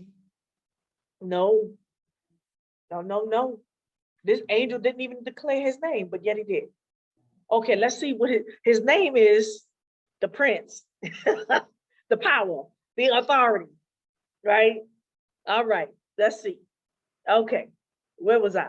For he said, I have seen Elohim face to face. He did? He saw Elohim face to face? Well, then, I think y'all need to throw this book away, you non-messianics. Your book is got contradictions and hypocrisies in it. Right? Your Torah got, that's right? Because y'all foolish. That's how you got Yakis and Malakis about answer the contradictions. Ain't no contradictions, y'all. There's no contradictions. Y'all's word is perfect. It means y'all misunderstanding something or throw it away because y'all's a liar. I have seen Elohim face to face. Panim el panim. We're going to get to that question. Can a man see Elohim and live? No. This was just a Malach? No, there's no other Elohim but who? Yahweh. All right. And he has delivered, rescued my soul. What? Whoever this is, delivered and rescued his soul from who? The grip of Esau. Y'all see this? Well, who's going to deliver us from Esau? The Messiah. The Messiah. So who is that, y'all? Okay. The sun rose on him as he passed over Peniel, and he limped because of his thigh. He didn't walk straight since, y'all. He got a blessing, but Jacob never walked straight. He has never walked straight since then. And we will not walk straight until what? The dawn of the day. That's deep. So who we talking about? We got a couple of questions to ask. Who that is? Whoever that is, that was the face of Yah. It was a man that he physically strove with. Now, we can go back to Exodus. We can go to Exodus, the angel of Yah, all of that. It's just the angel? Really? All right. Okay. So the name Yisrael, I said again, is a play. I'm coming back. We saw what it initially means, right? To persist, exert oneself, persevere, contend, to minister, service, right? Commander, ruler, office, prince, struggle, rule, authority, reign, rule, all of that. Okay, that's Israel, B'nai Israel? No, that's the anointed one. Okay, let's go on. So the word Yisrael, as I said, is a play from Sarah, to persist, exert oneself, persevere, contend, primitive root, to prevail, have power as a prince. But it also is a play on the word Yashar. Yashar means what? Straight. Straight, honest, upright, right, straightforward, righteous, and is also used simultaneous with Sadiq, the straight one, the righteous one. Yeah, Malki said that, right? But Yashar, it means he who walks straight with the power. Who's that? Yes, Yahushua. That's Yahushua. That's the anointed one, y'all. All day long. Okay, Israel. I'm Israel. That's my name. I'm the first. No, you're not the firstborn son. Because when you was born, you didn't walk straight from the beginning. When you was named, you limped ever since. Now, he said you're going to prevail, but when? At the dawn of the day. All right. All right, the Song of Moses. So I'm going to prove that the word means he who walks straight with the power. With the power. That is Yahushua alone. That's the anointed one. And when that anointed one manifests, we can rule with him. We can solve with him. We can Yisrael walk straight with him. A nickname for Yisrael is called Yesharum. The Song of Moses, Deuteronomy 32, but in 15. But Yesharum grew fat. Grew fat. That means he became a son or something. What does growing fat mean? He got rich. He got land, possessions, and money. Yesharum grew fat, coming from the root Yashar, and kicked. That means he struggled and wrestled. You have grown fat. And the fatness is when Yah says that the cares of this world, you become, it's like child's play. And it makes you blind and you can't hear.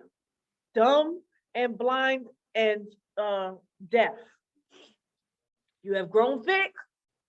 You have become obese. In Africa, when you are obese, that means you're what? You're wealthy. You're a king. Sitting back like. Then he forsook, rejected Elohim, who made him, and foolishly, scornfully scorned the rock of his salvation, Yeshua. He did two things. I just read that. Two things he did. Right? He forsook.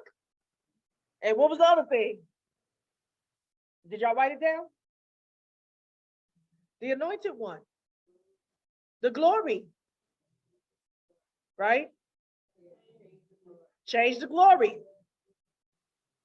Okay, so he forsook, rejected Elohim who made him, and foolishly or scornfully, the rock of his salvation.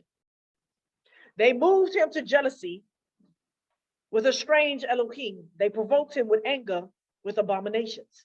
They sacrificed the demons who are not Elohim. Why do people sacrifice for? The nation sacrificed for blessings.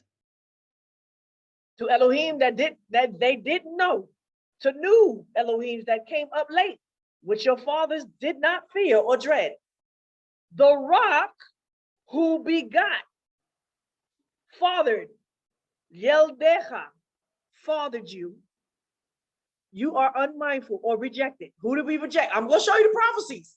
And the El, the power who gave you birth, bare, travailed with you in labor.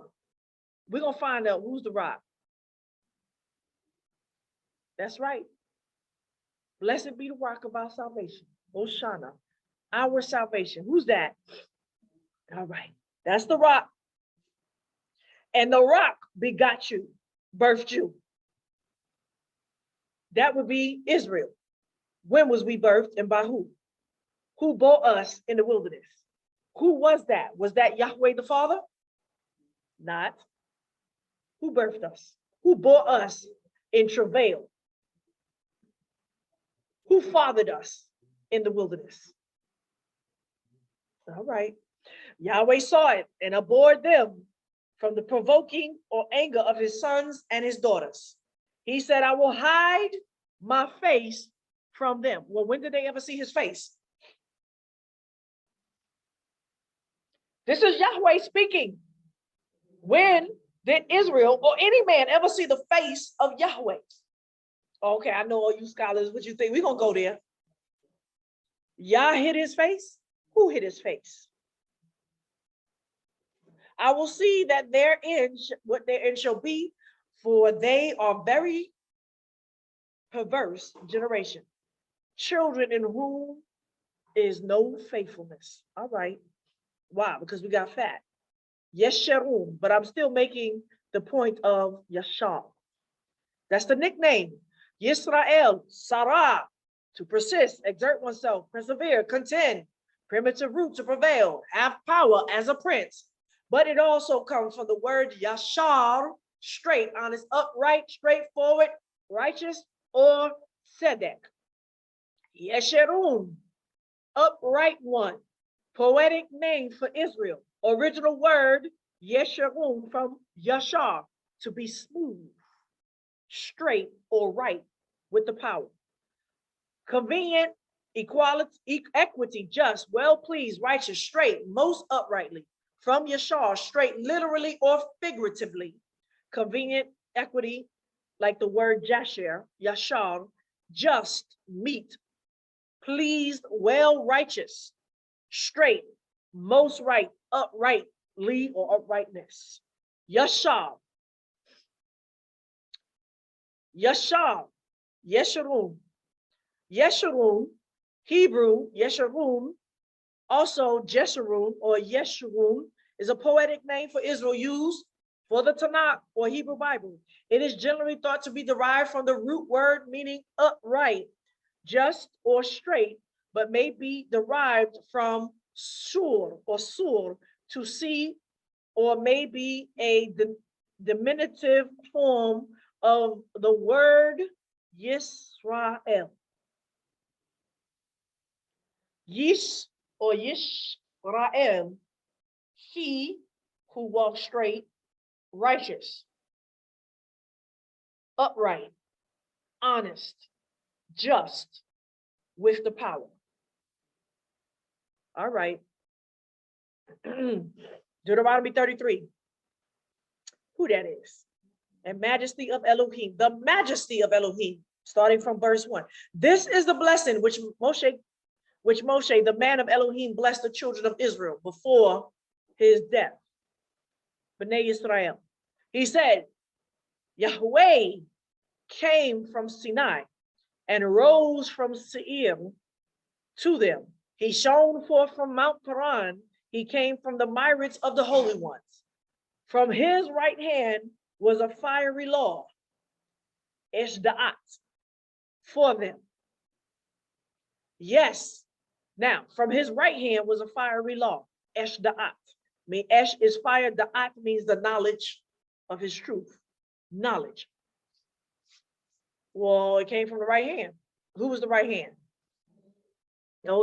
So where did it come first? Because it's going to switch over to Moses. How did it come to us? A fiery law. Where was that? Huh? At the mountain. Where Yah spoke from his right hand. That was the right hand. That was Yahushua on the mountain, y'all. From his right hand, the power of Yah was a fiery law. Came a fiery law. Well, something happened. And if y'all don't know what I'm talking about, go back to the 10 Commandments. Was it only 10 Commandments on the tablets?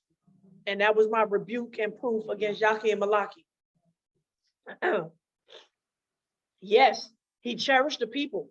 All his holy ones are in your hand. They sat down at your feet. He will lift up or bear your words. Now, who's the he? Moshe commanded us a Torah, an inheritance for the assembly of Jacob. He was king in Yesharum. When the heads of the people were gathered, all the tribes of Israel gathered together. Now, you would say is talking about Moshe. He was king in Yisrael. He was. He was made an El, but he was made like what? The anointed one. So you're going to see that the role of a minister, a prophet, or a king, there is a role that they have to take. And it's supposed to be according to the one that made him and anointed him. All right. I'm still at 33. I'm skipping down because then he gives all the blessings of the 12 tribes, right? Your bar shall be iron and brass as the days, so your strength will be. There is none alike. So now he gives all these blessings to the 12 tribes, or what is going to happen with them. And then he says, your bar shall be iron and brass. That's a curse right after he blessed us. As your days, so your strength will be. So whatever this is our strength. There is none like El, the power of Yeshurun, who rides on the heavens for your help in his excellency on the skies. Your den is the Elohim eternal, Kedem. Who was from Kedem? That anointed one that we just read in Micah. And underneath the arms, everlasting. Underneath his arm is everlasting. Olam. He thrust out the enemy from before you and said, destroy. Israel dwells in safety alone. The eye of Yaakov is in the land of grain and new wine, though his heavens drop down dew. This is prophecy about us returning to the true inheritance, the land of milk and honey. You are happy, Israel. Who is like you? A people saved by Yahweh, the shield of your help, the sword of your excellency. Your enemies shall submit themselves to you. You shall tread on their high places. This is prophecy about the end, but before the end, there's a curse. All right. I'm in Micah. So I read that. Who is from Makedem? Again, who is the ruler of Israel? One that is coming forth. That is from the everlasting Olam waters. Now, there's the argument where they're pulling out all the prophecies of Messiah. And they're showing you the wonderful conquering Lion of Judah.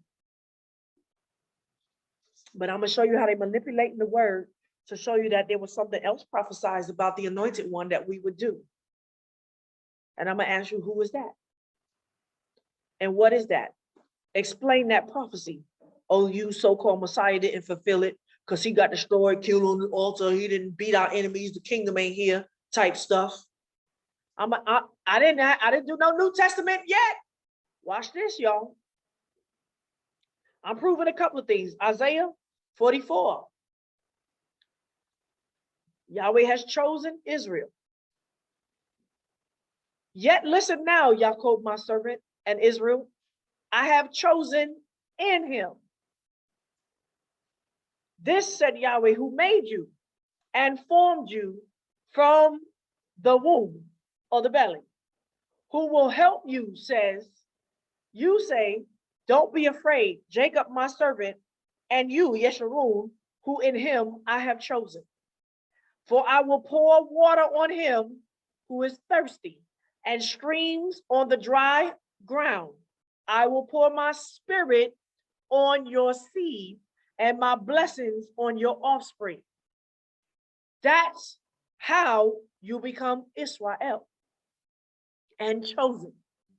You must have the spirit on your seed, and they will spring up between the grass as willows by the water courses. One will say, I am Yahweh's, and another will call himself by the name of Yaakov, and another one will write with his hand of Yahweh's, and in the name of Yisrael, he will surname, epithet himself. Yikaneh. Yikaneh. Look up that word. It's a surname, doesn't belong to him. Everybody claiming it. Everybody's claiming this. But only when Yah pours out his spirit on the seed will it spring forth. And then you can claim that you are Yahweh's by the name of Yaakov. And right, you belong to Yahweh all over your shirt and your right? They're all over here writing Yahweh all over on their sneakers and stuff, right? And in the name of Yisrael, you can say in the name, he will surname himself. That word Yisrael is a surname, epithet, meaning that it belonged to the original person that the character of actually belongs to, right? Surname, epithet. He wants to be called that, but he got to be that to be called that. He got to do what Yisrael is to be called that. Isaiah 44:6. This is what Yahweh, the King of Israel, and his Redeemer, Yahweh of Sebaot, says. Why he split himself up like that? Why he gotta be like and me again, and me again? Okay. I am the first and I am the last. And from without or apart from me, the word is mebaladi, from the word bli. Bli ladi in Hebrew means except with me, meaning you can't cut me out of it. There is no Elohim apart from me. So whatever is Elohim is a part of Yahweh. Okay, let's see. What's a part? Didn't we just read that there's a bond between Yahweh and his anointed? There's a cord. Okay. Who is like me? Who will call and will declare it and set it in order for me? Since I've established the everlasting Olam people. Well, that word established, it comes from the word lehakim. I prepared. Well, we know the answer to that. I ain't gonna do no new. Every answer is in the New Testament about what this is talking about. Let them declare the things that are coming, and that will happen. So you mean it was a people from everlasting? Well, who was that? Okay. Don't fear, neither be afraid. Haven't I declared it to you from then and shown it? You are my witnesses. Yeah, we are. Is there an Elohim without me? Indeed, there is not. I don't know any other rock. I'll say it again. Who's the rock from which you were hewn? All right. I'm in Numbers 23. Who that is? And 9. For from the top of the rocks, I see him. From the hills, I see him. Behold, it is a people that dwells alone and shall not be reckoned among the nations. We know the prophecy of Balaam. When he blesses, he tried to curse us, but he couldn't. Yahweh said, no, you speak what I speak. Bless them. You called on my name, you're going to get the truth. And so this is us dwelling in tents in the wilderness alone. Who can count the dust of Jacob or number the fourth part of Israel? What's the fourth part? The fourth generation, the last part. Let me die the death of the righteous. The word is Yashrim, Yesharim, from the Yashar. What? Let me die the death of the righteous. How about that's another name for Israel? Of the ones that's going to walk straight with the power. Let my last end be like his. This is the end. Balak said to Balaam, what have you done to me? I took you to curse my enemies, and behold, you have blessed them altogether. He asked and said, must I not take heed to speak that which Yahweh puts in my mouth? Deuteronomy 32:4. He is the rock. His work is perfect. For all his ways are judgment. The El, power of truth, and without iniquity. He is righteous and straight, just. Hatzor, the rock. Tamim, perfect. Pa'alu, all his wondrous works and acts. Kikol drekav, all his ways, mishpat. From shafat. Y'all just learned this word, judgment. El emunah, a power of faith and truth. The en avel sadiq, there's no iniquity. He is righteous. YHWH. All right, we're gonna get into some prophecy. There was no iniquity. I want y'all to, there's no iniquity. There's no iniquity in him. This rock. And he's straight. All right. Face to face. Can a man see Yahweh face to face? Can a man see Elohim, Yahweh Elohim, face to face and live? So what did Yaakov see? Who was that? Once again, don't tell me just some angel. All right, Deuteronomy 34:9. Joshua, the son of Nun, was full of the spirit of wisdom, for Moshe had laid his hands on him. And the children of Israel listened to him and did as Yahweh commanded Moshe. There has not arisen a prophet since in Israel like Moshe, whom Yahweh knew face to face. What does that mean? Panim el panim, that knew face to face. Spoke directly to him. Okay, I'm saying y'all saw tonight, right? Yahweh knew him face to face. But this is Yahweh knowing him face to face. And all the signs and wonders which Yahweh sent him to do in the land of Egypt, to Pharaoh and to all his servants and to all his land, and in all the mighty hand, and in all the great terror which Moshe worked in the sight of all. Who's the mighty hand? Okay. Go back to the prophecy when they crossed the Red Sea, the mighty hand of Yah. All right, panim el panim. So who was that Jacob saw? What does it mean? It says no face to face. Okay, Exodus 33, the glory of Elohim, verse 12. Moshe said to Yahweh, behold, you tell me, bring up this people. We in Exodus 33. And you haven't let me know who you will send with me. Yet you have said, I know you by name. What does it mean when y'all said, I know you by name? Huh? The answer's right there. Come on, dig it out.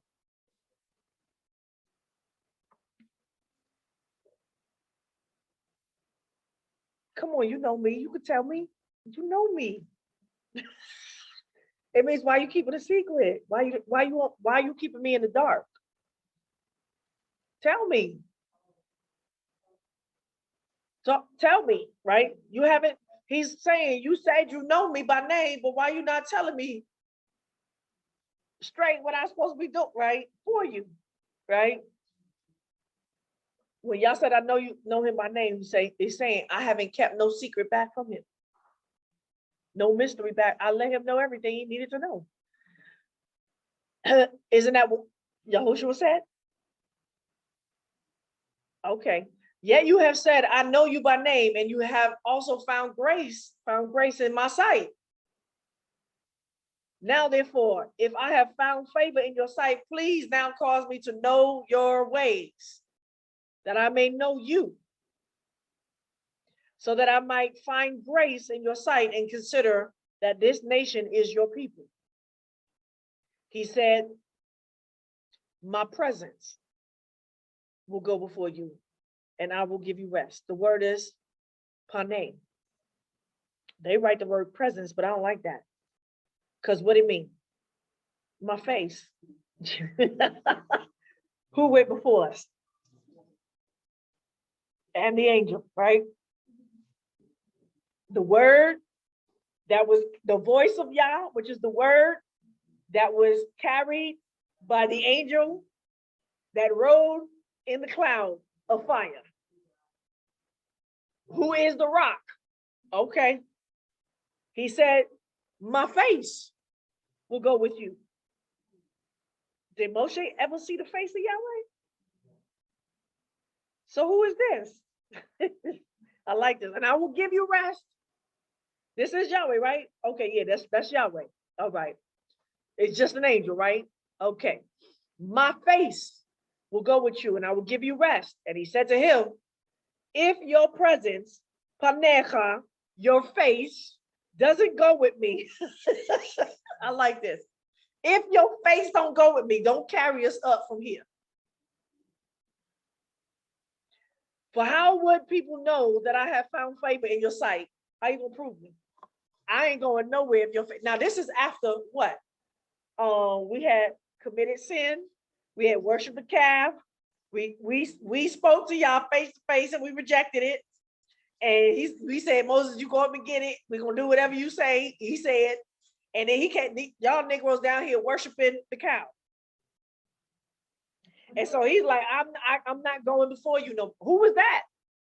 Yahweh said, I can't go into the midst of you. I can't go before you anymore because I'm gonna destroy you. But now y'all just, oh, Moshe like, no, I can't. You said you know me. Come on, don't do this to me, Yah. Please. Who are you sending with me then? Who are you gonna send with me, Yahweh, Father in heaven? I cannot do this. If you love me, if I found grace, don't do this to me.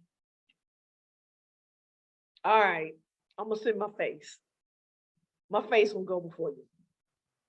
Your face, Yahweh, please go before me. So the face of Yahweh will be called what? Yahweh.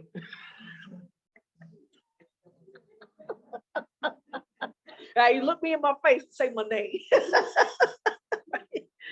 Well, how would people know that I found favor in your sight and your people?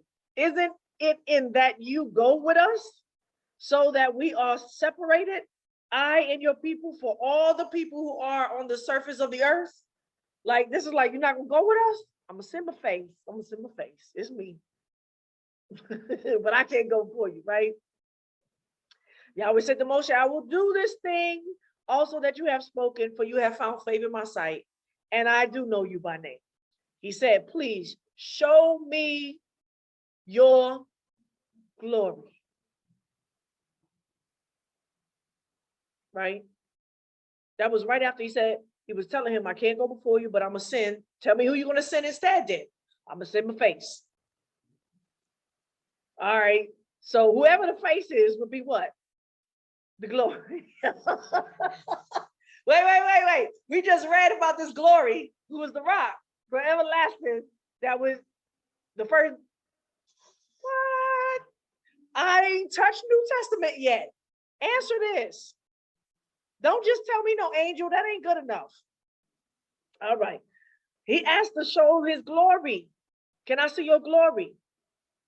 He said, I will make all my goodness pass before you, and I will call in the name of Yahweh before you. I will be gracious to whom I will be gracious, and I will show mercy on whom I will show mercy. And he said, you cannot see my face. Panah, same thing, right? Wait. He said, this schizophrenic, y'all. This ain't making no sense, right? Throw the Torah away. Throw the Torah away. Contradictions right in the same chapter. It don't make no sense. Yahweh, who you gonna send with me, right? Please, right? There's no Yahweh, who you gonna send with me? My face, Panai. Please. He said, I can't do it. I'm not going. If your face, Panecha, don't carry us. All right. So he said, okay, I know you by name. So seeing his face is like, so show me, please, this glory, that's your face. And you're going to call the name of Yah when his glory passes by? Okay. And he said, you cannot see my Panai. You can't see my face. For man may not see me and live. Yahweh also said, behold, there's a place by me, and you shall stand on the rock. And it will happen while my glory passes by that I will put you in the cleft of the rock, and I will cover you with my palm, with my hands, until I have passed by. Then I will take away my hands, and you will see my back. Okay, so the word is achorai. It's really not the word for back, but it means the trail of me, my trail. But my face, you shall not see. So what did Jacob see? Okay. He said, I saw the face of Elohim. And okay. So is what, y'all schizophrenic? I'm not going with you, but I'm gonna send my face. But I'm gonna show you my glory, which is my face, but you can't see my face. I'll put you in the rock, put my hand on you, and you can see the back, the after part of me, but you can't see my face. But I'm gonna send my face before you. Please, y'all, don't hide your face from me. All right. Exodus 30. And all the people saw the pillar of the cloud stand at the door of the tent, and all the people rose up and worshiped, everyone at their tent door. Yahweh spoke to Moshe face to face, panim el panim, as a man speaks to his friend. He turned again into the camp, but his servant Joshua, the son of Nun, a young man, didn't depart out of the tent. So Moshe spoke to Yah face to face, but he never saw Yah face to face. Ain't nobody ever saw Yah face to face. So when they said, I saw Yah, the son of Yah, the outward of Yah, that would be what? Yahushua, Israel. The one who walks straight with the power. As a sign of me, as a sign with me. Who was with me in the beginning? Okay. So that's a question for all these. Now, you non-messianics, answer this. Your book is backwards or you just misunderstand. Does this make sense? Now, I'm not exhausting this about the angel of Yah and the word of Yah that came to me and said how the word came and said. I thought the word was what was said. So the word is speaking. The voice of Yah that was in the cloud that is not Yahweh, that I said, in him I put my name. Oh, this don't make no sense, y'all. Okay. Deuteronomy 5, my covenant in Horeb. Verse 1, Moshe called to all Israel and said to them, hear, Yisrael, the statutes and the ordinance which I speak in your ears this day, that you may learn them and observe to do them. Yahweh, our Elohim, made a covenant with us in Horeb. Yahweh didn't make this covenant with our fathers, but with us, even us, whom are all of us here alive this day. How many times did Yahweh appear to our forefathers? Oh yeah, he appeared, right? He appeared to Solomon. He appeared to Abraham. He appeared to Keturah. No, not Keturah. No.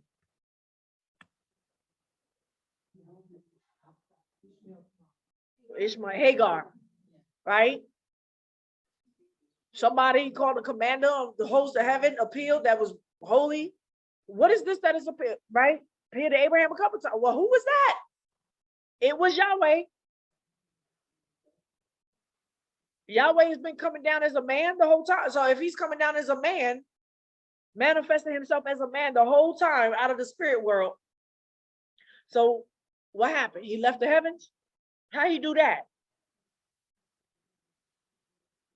That's right. He sent his word and his will to be the face of him. His face, his presence. Yahushua. All right. So it says, Yahweh Elohim made a covenant with us in Horeb. Yahweh didn't make this covenant with our fathers, but with us, even us who are all of us here alive this day. Yahweh spoke with you face to face on the mountain out of the midst of the fire. After that, Yah never spoke to Israel face to face again. He only spoke to Moshe face to face. We had an opportunity for Yah to know us and us to know Yah, but we said, stop. They didn't see Yahweh face to face. They spoke to him face. They saw the manifestation of his power. But it said Yahweh came down on the mountain in a cloud of smoke and the fire and the thunder and the lightning. That's the vehicle by which he manifests his essence through, visible. But you can't see him. Because man can't see him. Elohim can though. Okay. I stood between Yahweh and you at that time to show you the word of Yah, because you stopped the fiery word to come down. For you were afraid because of the fire and didn't go up onto the mountain to what? See the glory. They could have saw the glory too.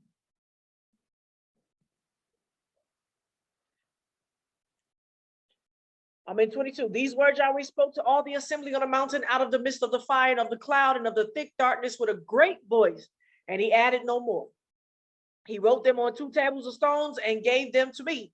It happened when he heard the voice out of the midst of the darkness while the mountain was burning with fire, that you came near to me, even all the heads of your tribes and your elders. And you said, behold, Yahweh our Elohim has shown us his glory and his greatness. And we have heard his voice out of the midst of the fire. We have seen this day that Elohim does speak with man and he lives. Now, therefore, why should we die? For this great fire will consume us. If we hear the voice of Yahweh Elohim anymore, then we shall die. For who is there of all flesh that has heard the voice of Elohim, of the living Elohim, speaking out of the midst of the fire as we have and lived? Go near and hear all that Yahweh Elohim shall say, and tell us all that Yahweh our Elohim shall tell you, and we will hear and do it. I'm in Numbers 12 and 4. Yahweh spoke suddenly to Moshe and Aaron and to Miriam. You three come out to the tent of meetings. We know what this story is about, right? When they spoke against him for having a Ethiopian or Cushite wife. The 3 of them came out. Yahweh came down in a pillar of a cloud. No, Yahweh is not the cloud. We don't bow to the cloud. We don't worship the cloud. And nor did the text said we worship the cloud. That is the vehicle by which he rides. You don't worship the Mercedes Benz. It's the thing that's in the Mercedes Benz, right?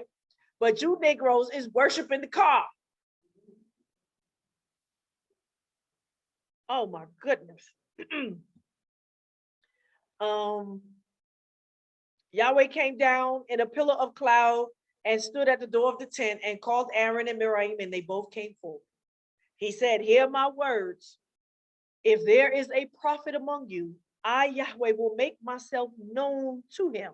So every prophet, Yahweh makes himself known. What is it that Yahweh makes himself known? What does that mean now? Based upon what we just read. That they're hearing the voice of Yah to get to know his ways and instructions, right? I will make myself known to him in a what? Vision or revelation, bamare'ah, right? A revelation or vision. I will speak in him in a dream. So that's 2 things. That's 2 things. But my servant Moses is not so. He is faithful in all my house. With him, I will speak mouth to mouth. Pe el pe is the same thing as panei el panei. In a vision, the same thing is mar'eh, right? In a vision, I'll give him a vision or revelation, and not in riddles, dark sayings, right? Bechidut.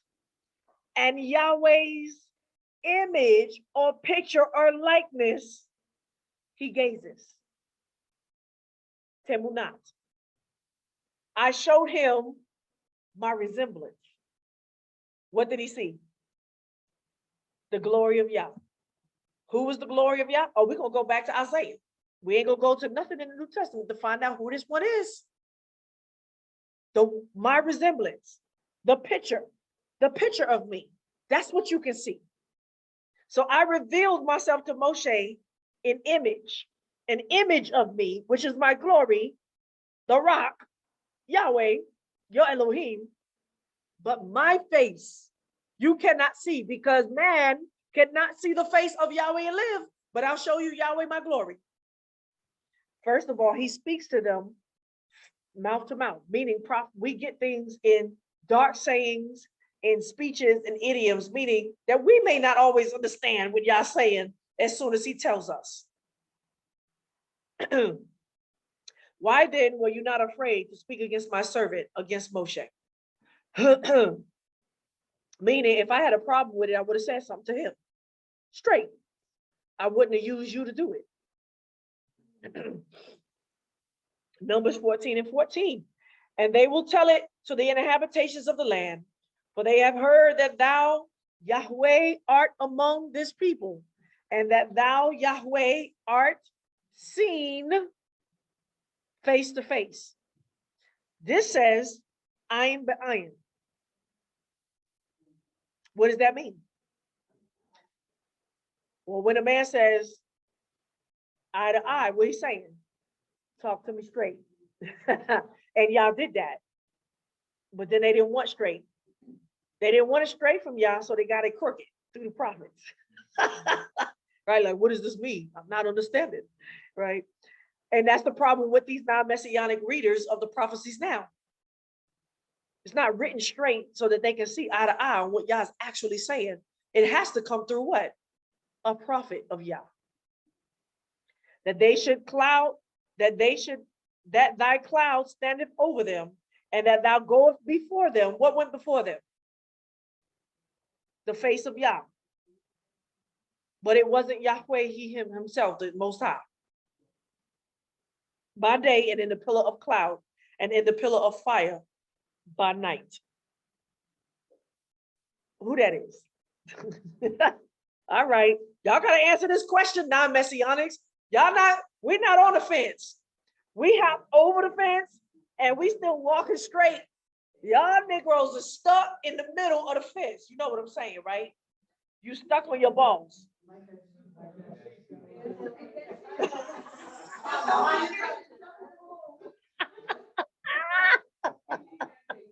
Right? I'll try to find a picture, right? Y'all stuck right here on the Lord's, right? Can't move. They stuck.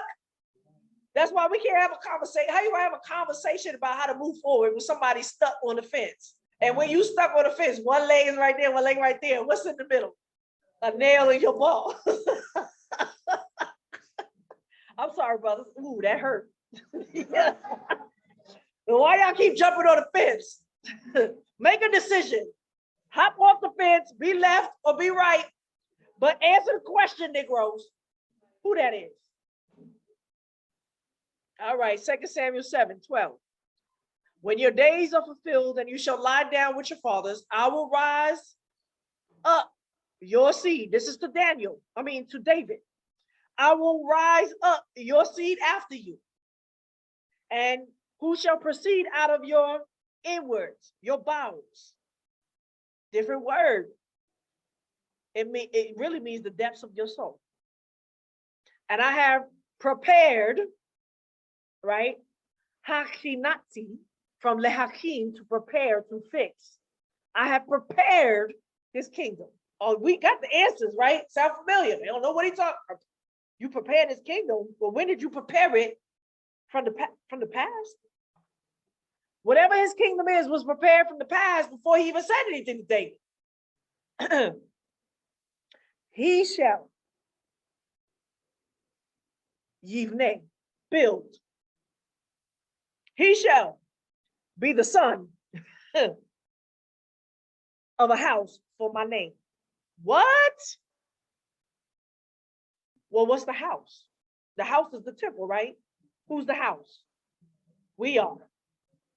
You got to build a house and then you got to place the name in there. He shall, whoever this is of David, is a seed after him. He is going to prepare his kingdom. He prepared his kingdom. That's past tense. I have prepared his kingdom. And he shall build it. Well, that takes some time. Do you know that if a kingdom is already standing on the ground, that was your inheritance, that you got to destroy it first before you can build it up?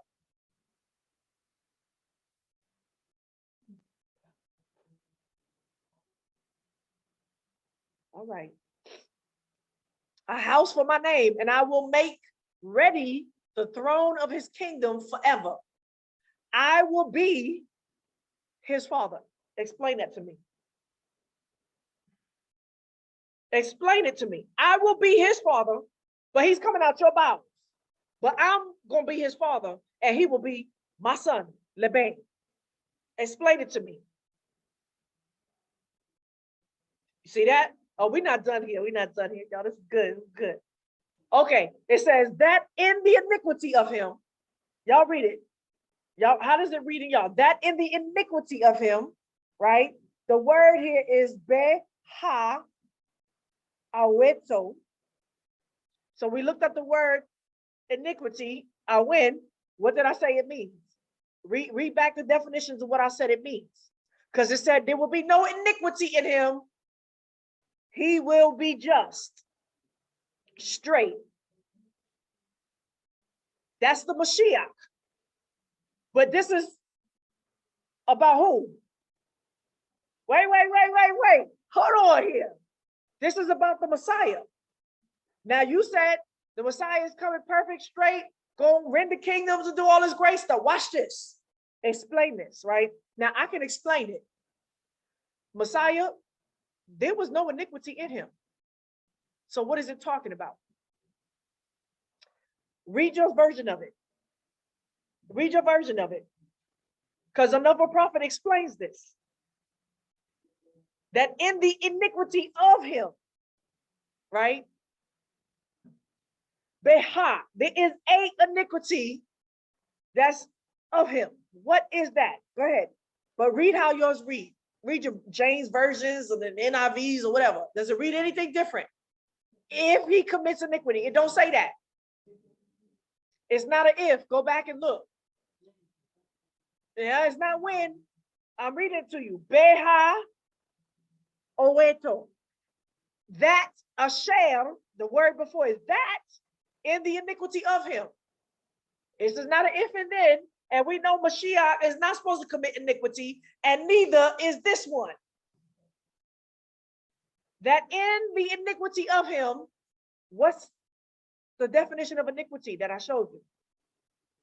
We go deep in that word that you can bear iniquity, and it doesn't have to be what? Yours. Huh? Oh, he bared others' iniquity. He had to take on the iniquity. Okay, well, how do we know that? Isaiah. Who can believe the report? I'm going to have to throw that back in here. He took on what? Our sins and our transgressions and our iniquities. Our sin and transgression was on him.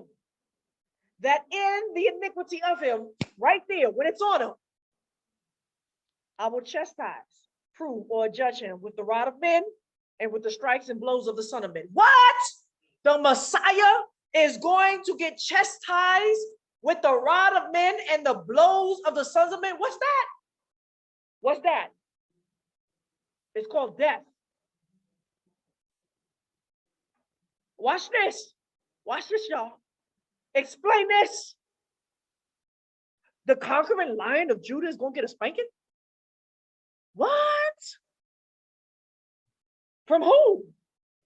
From the rod of men. What man is going to spank him with a rod? With the stripes and the blows of the Son of Men, what human being is going to strike the glory of Yahweh, the Mashiach? If he said, what? Explain this one.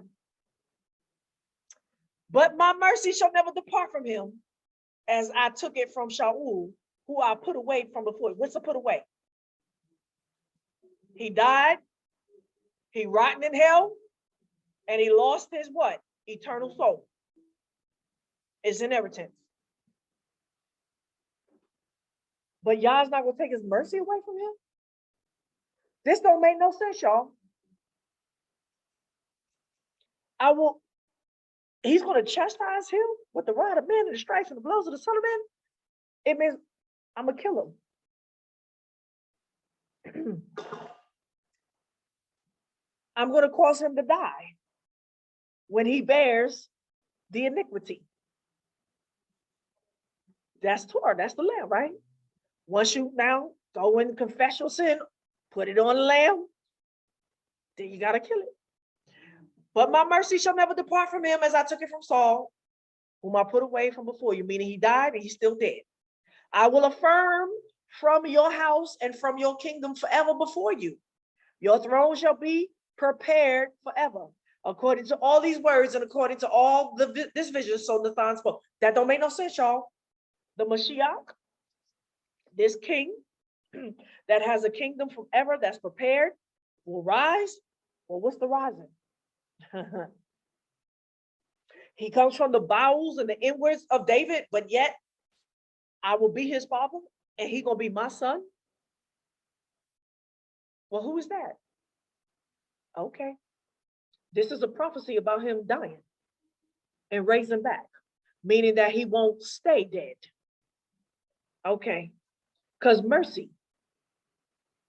When y'all don't have mercy on you according to Torah, that means what?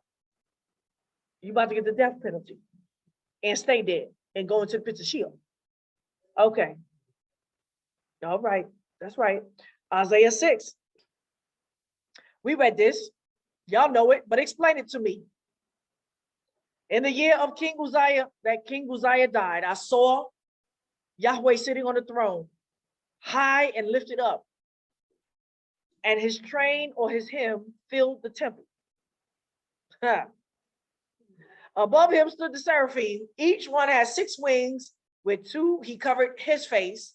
With 2 he covered his feet. With 2 he flew. And called this one to another one. Who calls? Nobody knows. Y'all say it's the seraphim. No, it's not. No, it's not. The seraphim didn't say nothing here. And called this one, Ze, Leze, one to another one. So Isaiah is prophesying. He's in a vision now. He's looking up in heaven and he sees what? The glory of Yah. The one that Moshe asked to see. Wait a minute, y'all. Wait a minute. Hold on. So Isaiah is looking up in heaven and he sees the seraphims above the throne and Yahweh sitting on the throne and the train, the hymn of him filled the temple. How about that's the back part? That is, yeah. That's the back part that Moshe, the glory, right? That's the trail. And called one to another. So 2 people having a conversation up there in heaven. And he said, one said to the other, one called to the other. Now I'm going to show who's the one. And said, holy, holy, holy is Yahweh. So one, the one that called to the other said, holy, holy, holy is Yahweh. So we got 2 things in heaven and one calling out to Yahweh. Holy, holy, holy is Yahweh Zebaoth. The whole earth is full of his glory. Okay, the earth would be what? It's him filled the temple. Right? The post of the threshold, and the whole earth was filled with his glory. And 4, the post of the threshold shook at the voice of him who called, the other one who called. What? The threshold and the post of the voice of him who called shook, and the house was filled with smoke. So the voice of this one had called to this one and said, holy, holy, holy, Yahweh Zebaoth. And the glory, who talking? Who talking to who? Right? And Isaiah is sitting up here listening to this conversation. Now, there's a point where Isaiah will open up his mouth and say what it is that he's hearing in heaven. Who's speaking? All right. Then I said, woe is me. Who's speaking? Isaiah. Why are he saying this? Because he like, oh my goodness, I just saw the face. Saw the glory. Oh my goodness, I'm gonna die. I'm gonna die. Right. For I will perish because I am a man of unclean lips, and I dwell in the midst of the people of unclean lips. The people see me. What is he saying? For my eyes have seen the King, Yahweh Zebaoth. He saw the king. Yahweh Zebaoth.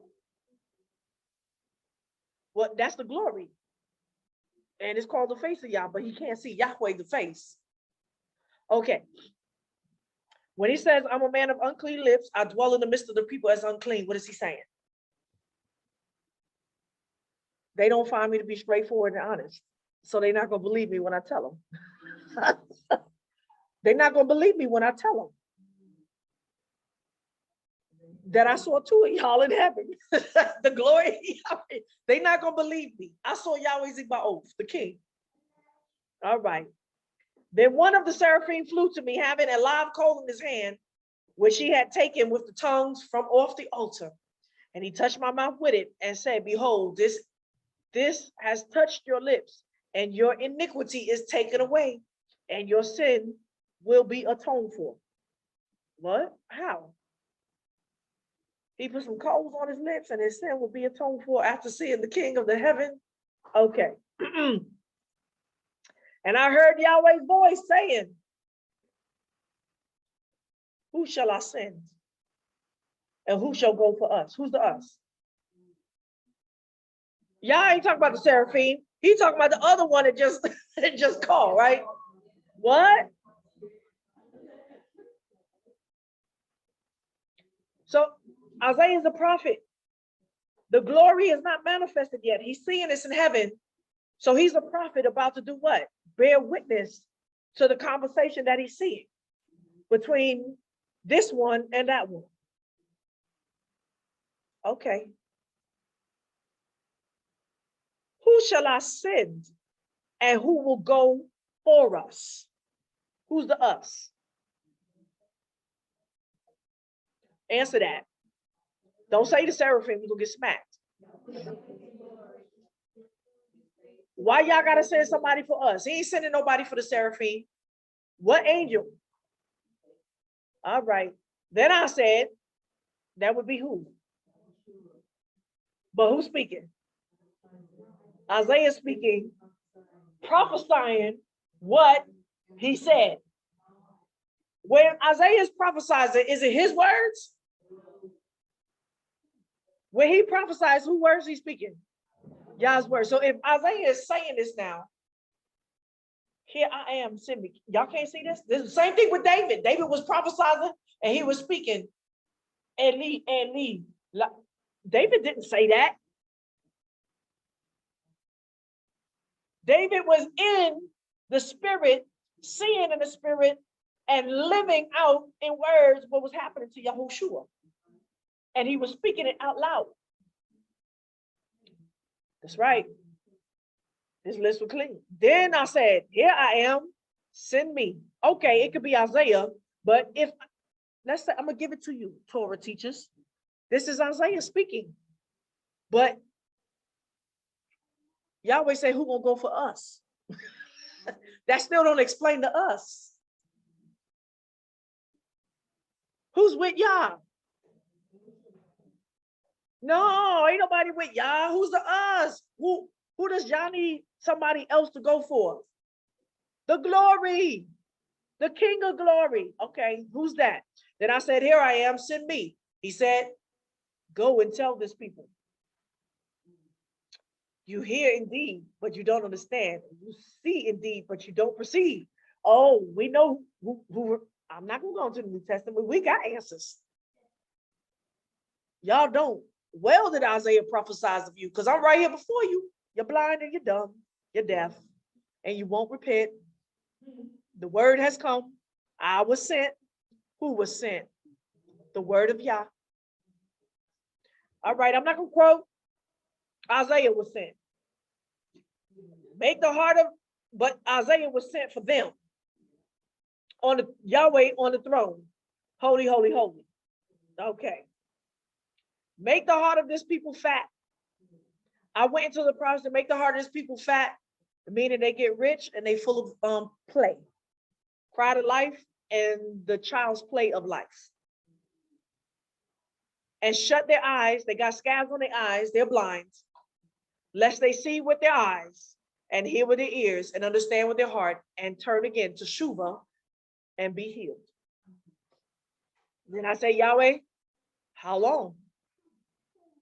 He answered, until the cities are wasted without inhabitant and the houses without man and the land becomes utter waste. That's the end. And Yahweh has removed men far away and the forsaken places are many in the midst of the land. If there, now he prophesies to the end, if there is a tenth left in it, what's the tenth? The first fruits of the grain, the offering, the mincha, that also will in turn be consumed as a tamarind and as an oak whose stump remains when they fall in the cutting down. So the holy seed is its stump, a remnant. A remnant is only going to return because their hearts is fat.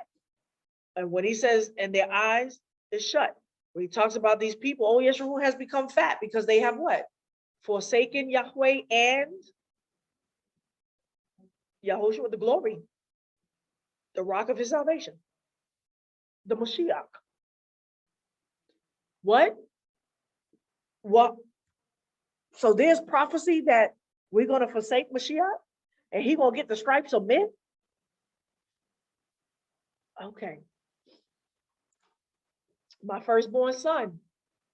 Make it make sense, right? I'm leaving y'all with the question, but those of y'all that already know the answer, we know, right? I didn't go to one thing in the New Testament. You tell me who that is. My firstborn son. I'm gonna prove again that there is a prophecy that Messiah is going to die and we're going to kill him. Okay, Exodus 4:21. Firstborn son, Yahweh said to Moshe, when you go back into Egypt, see that you do before Pharaoh all the wonders which I have put in your hand, but I will harden his heart, and he will not let my people go. You shall tell Pharaoh, thus says Yahweh, Israel is my son, my firstborn, B'nai Bikurei, B'nai Bikurei. That is different than my only begotten, right? I have said, and Bikurei is everything. It's the first, the word is first fruits of everything, the first of everything. So when he's talking about Israel now, he's talking about a nation, as we already said, saw that the word son means builder of the house, but we saw that the Mashiach is going to be the builder of the house. But every man, Israel, has to lay his what? Brick on it. So they all become bricks. What is it that they have to lay? What is the word for brick in Hebrew? No, lever. Their heart. And their heart has to be measured by the cornerstone. The first stone that was laid on the foundation. And so all the firstborn had to be given. B'nai Bikurei is sons of men in that sense, but Bikurei means the first of everything. Grain, ox, all of that. Firstborn, all of it. And I've said to you, let my son go that he may serve me. And you have refused to let him go. Behold, I will kill your son and your firstborn. All right. Now we know that the firstborn of Israel didn't die. You would think that killing Pharaoh's firstborn of everything was about them killing the firstborn of Israel, of Jacob. Yes, but it's even before that. Because I'm going to show you that had they not killed the firstborn of the what? The lamb, and put the blood on their doorposts and eaten the sacrifice, they also would have been what? Killed. So the firstborn issue don't start with them. They would have been killed too. So what's the lamb about? And it happened on the way at the lodging place that Yahweh, I'm skipping down. Oh, okay, and it happened. So now we talk about firstborn. But it happened on the way at the lodging place that Yahweh met Moshe and wanted to kill him. What? Yahweh speaking to Moses in the mountain, in the fire, and all of that. And now Yahweh wants to kill Moses. Well, who's this? Yahweh sound real schizophrenic right now. Okay. Then Zipporah took a stone and cut off the foreskin of her son, Moshe's son, the Bikurei, B'nai Bikurei, the firstborn, and cast it at his feet. And she said, surely you are a bridegroom. The word bridegroom is in relation to a father or daughter's husband or bridegroom, right? Of blood to me. What is this about? So he let him alone. Yahweh let him alone after he circumcised him. Then she said, you are my bridegroom of blood because of circumcision. What makes the firstborn the firstborn? The circumcision of the heart. When he said, let my firstborn go to serve me, how was they going to do that? When did we become born? While we was in Egypt? No, when we came underneath what? The circumcision of the covenant by the heart. All right. 11, Yahweh spoke to Moshe saying, behold, I have taken the Levites, and I'm going to show you that the circumcision, the firstborn, is in vengeance to the fact that I had to get mine. You're going to give me yours. I'm going to prove it. Yahweh spoke to Moshe saying, behold, I have taken the Levites from among the children of Israel instead of all the firstborn who opened the womb among the children of Israel. So what's the priest? To serve Yah, right? But we were all supposed to be a nation of priests. The job of the priest is to serve Yah, minister unto him, rule with him. Job of a priest. Who's the high priest? The Mashiach, right? And so instead of all the firstborn who opened the womb among the children of Israel, and the Levites shall be mine. For all the firstborn are mine. On the day that I struck down all the firstborn of the land of Egypt, I made holy to me all the firstborn in Israel, both man and animal. They shall be mine. I am Yahweh. That was Yah said, I saved your behind, so you're going to give it to me. But I took the firstborn because I got to give my firstborn. He was slain from the foundation of, okay, that's New Testament. Stop. All right. Jeremiah 31. We're going to get into it. Morning turned to joy, starting at 1. And at that time, says Yahweh, will I be the Elohim of all the families of Israel, and they shall be my people. Thus says Yahweh, the people who are left of the sword found favor in the wilderness, prophetic in the end. Even Israel, when I went to cause him to rest. Yahweh appeared of old to me, saying, yes, I have loved you with an everlasting love. Therefore, with loving kindness have I drawn you out. Again, I will build you, and you shall be built, O Virgin of Israel. That's right. Who's building? Moshiach. The Messiah. Who's speaking? Moshiach. Again, you shall be adorned with tambourines, and you shall go forth in the dances of those who make merry. Again, you shall plant vineyards on the mountains of Samaria. The planter shall plant and shall enjoy its fruit. I'm not going to go into all of what that means, but it means that every man will sit underneath what? His tree and his vine, his image. That's the seed. For there shall be a day that the watchmen on the hills of Ephraim shall cry, arise, and let us go up to Zion, to Yahweh, our Elohim. For thus says Yahweh, sing with gladness for Jacob, and shout for the chief of the nations. Publish praise and say, Yahweh, save your people, the remnant of Israel. Behold, I will bring them forth from the north country and gather them from the utmost parts of the earth. And with them the blind and the lame, the women with child, and her who travails with child together. A great company shall they return here. They shall come here with weeping, and with petitions will I lead them. I will cause them to walk by the rivers of waters in a straight way, in which they shall not stumble. For I am a father to Israel, and Ephraim is my firstborn. Who's their father? The one who's building him. Who's building him? Moshiach. That's right. The Messiah. And we read about this one that's coming for eternity. He shall be called what? Great Father. And I explained how. Elohim's faithful Messiah. I like to read Hebrews. Psalms 110. Yahweh says to my Eloah, sit at my right hand until I make your enemies your footstool and your feet. Now, this is the one that's so debated. So debated. Psalms 110. Because we can't get the original Dead Sea Scrolls. Psalms 110 is missing. Unfortunately, we don't know. But what they do, what they can presume, right? So I know what it says there. It says Adonai.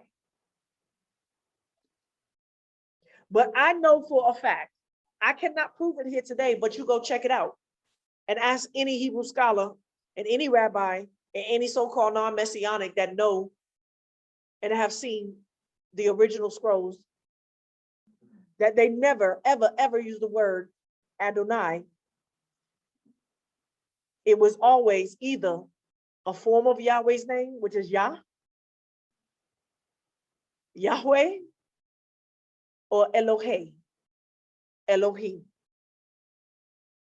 Never Adonai. Adonai was replaced. It was put there, and it was not there in the original text.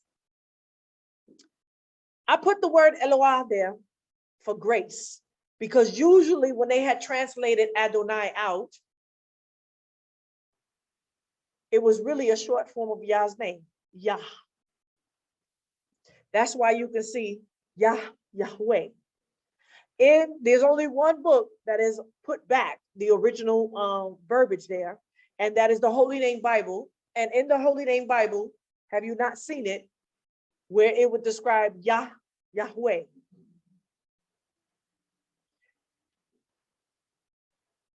Yah is also a short form of his name, and that's what was put there. Adonai was never there. It was never there. So the argument about the vowel points, if it's Adoni or Adonai, is a false argument, because in the original scrolls, nobody ever wrote Adonai. It was always Yahweh's name, either in the short form or in the long form, Yah or Yahweh in Paleo Hebrew. Never, never, never did they transcribe Yahweh's name. False argument. Now I'll say, you prove me wrong. Okay, you will never see Adonai for Yahweh in any of the Dead Sea Scrolls. You will only see Yod He Wah He in the Paleo, or short form Yod He, or Elohim or Eloah. Never Adonai. This is a lie. You got the non-messianics that want to stick to that and subscribe to that, but they know it's a lie, right? Because then they can play with these scripts, right? If they come to find out that the word is Eloah or Yah, that's done. But let's say everyone that's watching me now is saying she implying that, she's lying. She wrote that in there. Okay, I'm gonna give you that, but we're gonna go with it for now. Because I just showed you that there's an us that said who will go down and speak to these people for us. And guess what? That's not the only one. Wait, this is gonna get good, y'all. All right. Yahweh said to my Eloah, sit at my right hand. We know this is about what? Yahushua, Messiah, high priest, forever, Moshiach. You want to say Adonai, my master? Not. Sit at my right hand until I make your enemies your footstool at your feet. Yahweh will send forth the rod of your strength out of Zion, rule in the midst of your enemies. All right. Your people offer themselves willingly in the day of your power. Wait a minute. Yahweh said to my, if you want to say my master, okay. Okay. So whatever this is talking about this one. Okay. Your people offer themselves willingly in the day of your power. in holy array out of the womb of the shakal, the morning. You have the dew of your mouth. I'm sorry. You see the thing? Yeah. You have the dew of your youth. You have the dew of your youth. Because I saw the mouth of yeah, that's the dew. Hey, you have the dew of your youth. Who are we talking about? Yahweh or the one that he said is my master, my Elohim, my Yah. Okay. Yahweh has sworn and will not change his mind. You are a priest forever in the order of Melchizedek. Yahweh is at your right hand. Huh? It don't make no sense, right? Wait. Wait a minute. Hold on. Wait a minute. Wait a minute. It don't make no sense. Yahweh says to this one that y'all trying to say is just the Mashiach as a man. It's not David's Elohim. Sit at my right hand until I make your enemies your footstool of your feet. Then we go to the rest. Your people will offer themselves willingly in the day of your power. In holy array, out of the womb of the morning, you have the dew of your youth. Yahweh has sworn and will not change his mind. You are a priest forever after the order of Melchizedek. Yahweh is at your right hand. Make it make sense. Wait a minute. So this one that they trying to say is not Elohim or Elohim. It's just the man, the Mashiach, the seed of David. Yah is going to make him the right hand. And then we go down and it says, but Yahweh is at Yahweh's right hand. Y'all see it? And y'all see how they never go down and read the rest. Yahweh is at the right hand of Yahweh. Okay. I will crush kings in the day of his wrath. He will judge among the nations. He will head up dead bodies, heap up dead bodies. He will crush the rulers of the whole earth. He will drink the brook in the way. Therefore, he will lift up his head. Who's his head? Yahweh, the King of glory. All right. Make it make sense? They stuck, right? You can argue Adonai all you want, but why is Yahweh sitting at the right hand of Yahweh and Yahweh sitting at the right hand of Yahweh? Couldn't take that one out, right? Okay, I put that in there. All right, okay. It don't make sense, y'all. Psalms 89. I'm not done. Psalms 89 and 13. And once again, this is for the believers. You have a mighty arm. Your hand is strong, and your right hand is exalted. Who's that? That's the glory. That's the maker, the creator, the builder, the Ben, the builder of the house. Righteousness and judgment are the foundation of your throne. Love and kindness and truth will continue forward before your face. Blessed are the people who learn to acclaim you. They walk in the light of your face, Yahweh. Who's the light? Yahushua. All right, that's New Testament talking. Okay, the face. They walk in the light of your face, Yahweh. In your name, they rejoice all day. In your righteousness, they are exalted. So the righteousness is the right hand of Yah, the mighty arm of Yah, which is actually the light, and it's the face of Yah, Yahweh. The one that, all right, that all of them saw before. The one that Jacob wrestled with. For you are the glory of their strength. In your favor, our horn will be exalted. What's the horn? The right hand of Yah. The righteousness and the judgments. They are exalted. The horn. This is messianic. For our shield belongs to Yahweh, our King, to the Holy One of Israel. Then you spoke in a vision into your pious ones and said, I have made or likened equivalent to the helper on the mighty, the warrior, the mighty one. Okay, go back and look. Where did I get this translation? Go back and look up the words. What it say in y'all's, but what it say ain't right. What it say? Psalms 81:19. 89 and 19. Come here, read it. Go back and look what I have made equivalent. No, I know, it do say that. Yours don't say that. Okay, all of y'all listen, go back and see what it read, and then go back into the Hebrew, right? I should have put the Hebrew there. I have made likened to, equivocated, leveled, equivalent to the helper. Who's the helper?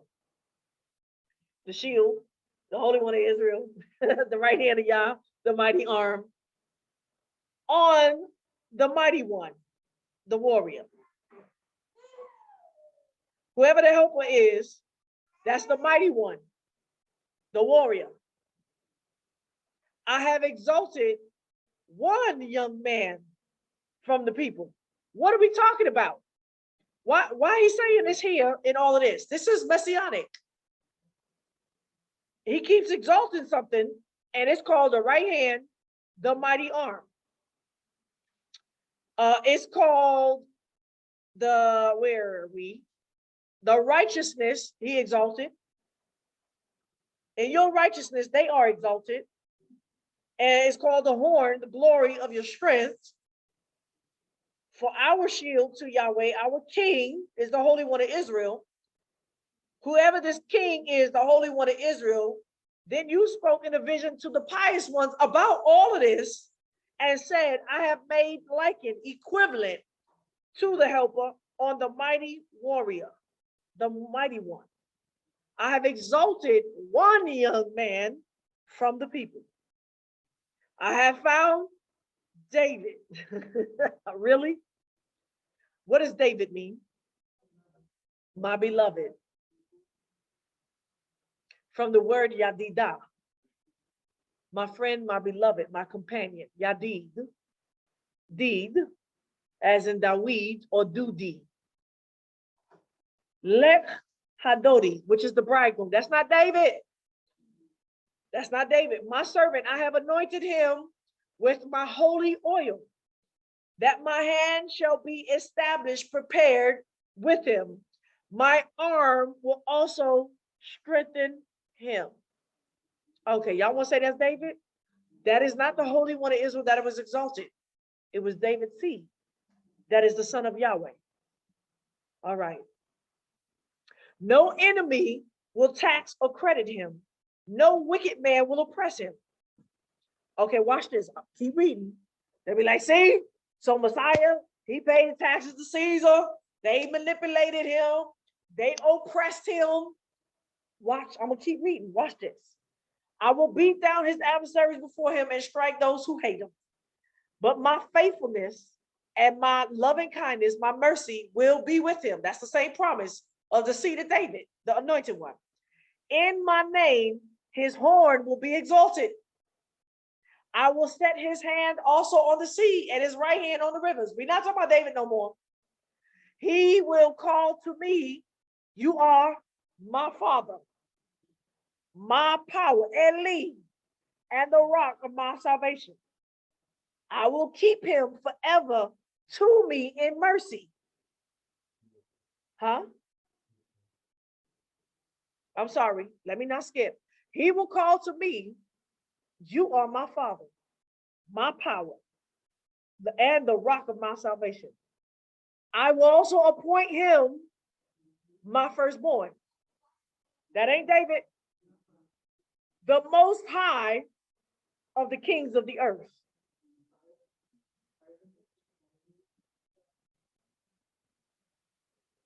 Okay. I will keep him forever to me in my mercy. That was the promise of Moshiach, right? My covenant will stand firm with him. I will also make his seed forever, and his throne as the days of heaven. Elohim, forever. Who are we talking about? All right, watch this. Right? So you said no enemy will tax him, no wicked man will oppress him, right?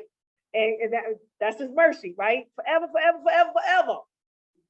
Watch this. I'm in Psalms 89. Explain this. If his sons forsake my Torah, don't walk in my righteous judgments.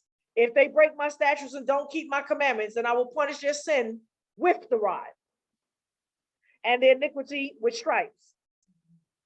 But I will not break my mercy from with him. That was the covenant of Mashiach. We're not talking about David. Nor to fail my faithfulness. I will not break my covenant, nor alter what my lips have uttered. When did he utter it? To David, right? Once I have sworn by my holiness to David, I will not lie. Watch this. His seed will endure forever.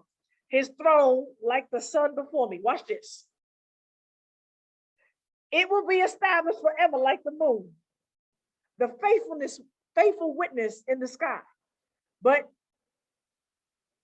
what? Hold on. Why we got a but? Whenever there's a but, what's about to happen?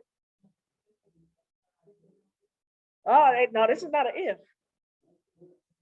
He said something. He said, I swore I'll make it happen, but you have rejected and spurned, refused. You have been angry with your anointed Moshiach. You have rejected. I said this about him. Wait a minute, explain this to me. Watch this, y'all. Watch this. You just said, I'm in 89. You said no enemy will tax or credit him. No wicked man will oppress him. He will be exalted. He will beat down his adversaries, will strike him all as hate him. In my name, his horn will be exalted. He is my firstborn. The most high of all the kings of the earth, I will appoint him my firstborn. His seed is forever. I said my mercy will never. This is one young man from the people, mighty warrior. You think it's David, but no, that was the promise of David Moshiach. Okay, what? Wait a minute. There's a but you have rejected and spurned. How is Mashiach going to be rejected and spurned or refused? How does that happen if he's coming as the conquering Lion of Judah to put down all his enemies? You have been angry with your anointed one. You angry with the anointed one. Who was angry with David? No, y'all. No. You have renounced the covenant of your servant. The covenant that I made with him, you renounced it. What was the covenant? Okay, you have defiled his crown in the earth. What's the crown? His life. You defiled it. You defiled his crown in the earth. What that mean? No. His glory. You killed him, right? You have broken down all his hedges. You have brought his strongholds to ruin. What? Huh? Explain this. Explain this, Messiah. Whether you think it's David or not, explain it how you just said, ain't nothing going to touch him, no creditor, no enemy, no nothing. He's going to do all of this to his enemies.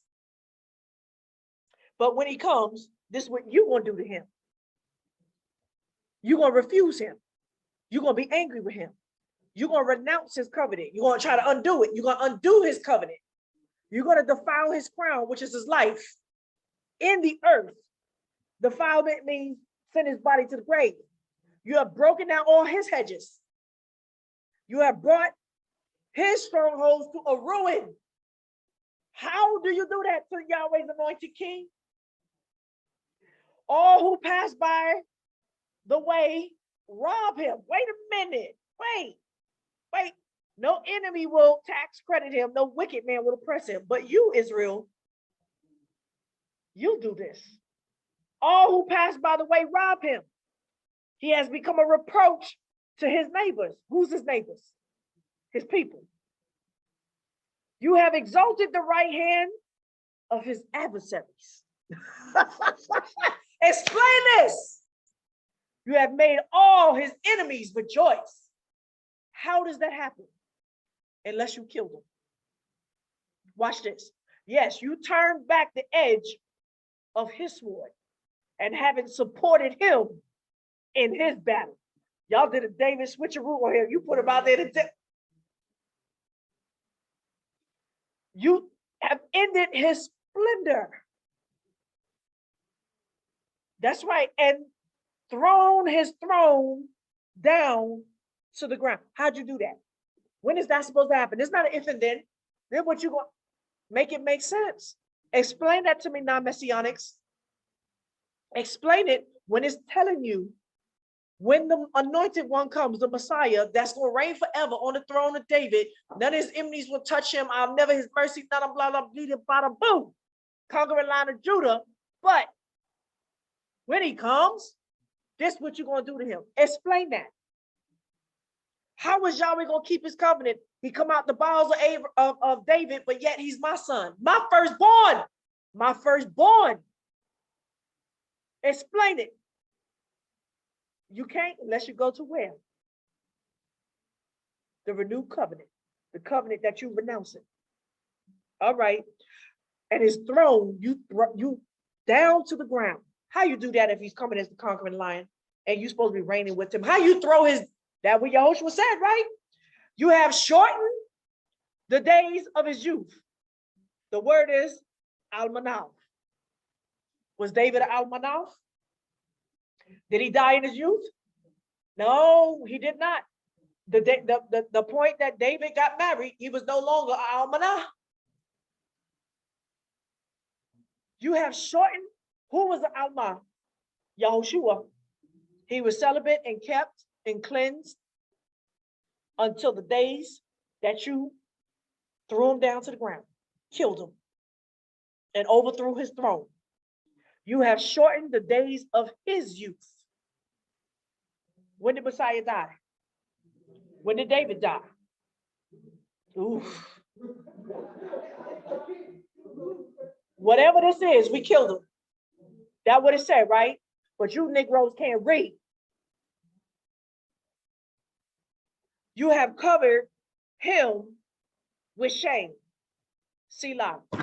Explain that to me. Explain it. You flute testament faggots.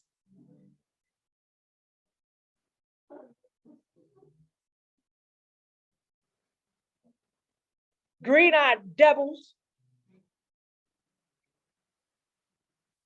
You an oracle of Yah. Y'all are scholars of the Torah. Explain this to me, prophets and oracles. Explain it. Oh, I ain't done. You know how many prophets last week, the week before that, I just read you what we was going to do to this anointed one, that we was going to forsake him. So he going to forsake us, that we was going to cut him off. So he going to cut us off, that he is set for our destruction and our building up. All right. How long, Yahweh, will you hide your eternal victory forever? No, I'm hiding him. I hid my face, the face of that one, my eternal victory, because you destroyed him. Will your wrath burn like fire? Oh, yes, it is. Remember how short my time is. For what vanity have you created all the children of men? What man or warrior is he who shall live and not see death? So he just said, who's this person that's not going to see death? Whoever this is, he just realized he's saying that every warrior is going to die, see death, and what? Who shall deliver his soul from the power of Sheol? Who's this one? He did die, but it just told you we were going to kill him. So he's saying, watch this. Yahweh, what happened to the form of mercy that you just said in the top of the Psalms? Which you swore to David in your faithfulness. He's saying, I don't understand this. You just said his enemies ain't gonna touch him. He gonna rule. He gonna destroy him. No man shall credit. You just said he would never. Your mercy will never leave him. His kingdom is everlasting. But you just said that we were going to kill him. This one warrior that you will give your strength to and exalt. I'm confused. David is saying, I'm confused. What man, what warrior is he who shall live and not see death? Who don't die and not see death? Who shall deliver his soul from the power of Sheol? Who? What resurrection? What is this? This is David speaking, y'all.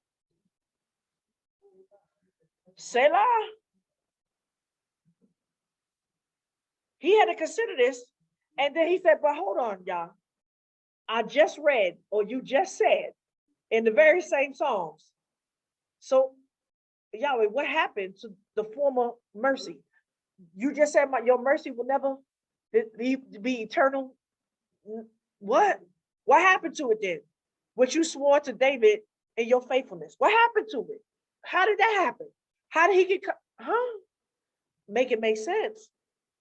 Remember, Yahweh, the reproach of your servants, how I bear in my heart the taunts of all the mighty peoples, which with your enemies have mocked. Who is mocked? We're going to read it. Yahweh, with which they have mocked the footsteps of your anointed one. Blessed be Yahweh forever. Amen. Go to sleep on that. Shut your mouths. All right, I ain't done. Psalms 45. The throne is forever. 1, my heart overflows with a noble theme. I recite my verses for the king. What king? The promised anointed one. My tongue is like the pen of a skillful writer. That would be David. You are the most excellent of all of the sons of men. Grace has anointed your lips. Therefore, Elohim has blessed you forever. Strap your sword on your thigh, mighty one, your splendor and your majesty. In your majesty, ride on victoriously on behalf of truth, humility, and righteousness. Let your right hand display awesome deeds. Your arrows are sharp, and the nations fall under you with arrows in the heart of the king's enemies. Your throne, Elohim, is forever and ever. Wait a minute, he just said Elohim, right? Wait, well, we talking about his anointed one, though, right? But Yah's throne is forever. But this is the anointed one. Okay. Your throne, Elohim, is forever and ever. A scepter from the straightness, Meyashah. Who's the straightness? Yisrael. Is the scepter of your kingdom. You have loved righteousness and hated wickedness. You anointed Elohim, your Eloah, with the oil of gladness from your fellows. Okay, I changed that. Go back and look. So if you didn't want to believe Psalms 110, this one says it right. Watch this. See, I didn't do anything. Ve'ahavta sedek ve'tisaneh, from the word sana, which means hate, soneh. Re'ash, evil. Al-chen, on this, Moshecha, your anointed, Elohim, Elohecha, Shemen, Shashon, Mechaverecha. Make that make sense. It says, who loved righteousness? This is Elohim speaking. You have loved righteousness. Who's the you? Who's the you here? Who's you have loved righteousness and hated wickedness? Who's that? No. Who's speaking? This is David speaking on, but this is prophecy. Yahweh speaking. This is Elohim forever. And Elohim is speaking. right? Your throne, Elohim, is forever and ever. A scepter from the straightness, may Yashal, is the scepter of your kingdom. You, Elohim, have loved righteousness, ahavta sedek, vetisane, and hated re'ash. Al-Kain, because of this, Moshiach, your anointed Elohim, your anointed Elohim, your Eloah, Eloheka. Make that make sense? So Elohim, that's forever and ever, got a anointed Elohim, that is his Elohim. That's Sheben Sasun Mechavareka, and with oil of gladness from your fellows. Kavera means friends, but it also means, what does kavera mean? Anybody know? It's another word for your girlfriend or your boyfriends. Kavareka, your loved ones. Kavera says your fellows. It means friends, but we're going to oil him. We're going to anoint him with the gladness. Make that make sense? How does the Mashiach Elohim have an Elohim? How is he Elohim? All right. All your garments smell like myrrh, aloes, and cassia. Out of ivory palaces, stringed instruments have made you glad. Kings, daughters are among your precious. They're rare, among you, precious and rare. So who's the king's daughters? The fellows. At your right hand, a queen stands in fine golden field. Who's that? The daughters of Israel, the Alma, the Alamot, the virgins. So Yah got a right hand, and Yahweh standing at his right hand, and there's the Elohim that's anointed, that got an Elohim, or Elohim that he's talking to is anointed with another Elohim, and the oil of gladness from your fellows, right? That word is kavarecha, but it also means your loved ones or your friends, right? But it's telling you, it's the king's daughters. Who's the kings? Us, the daughters. Kings shall come out of you, but princesses too, from Sarah too, right? Among you, they're precious and rare, like a jewel. That would be the Almot.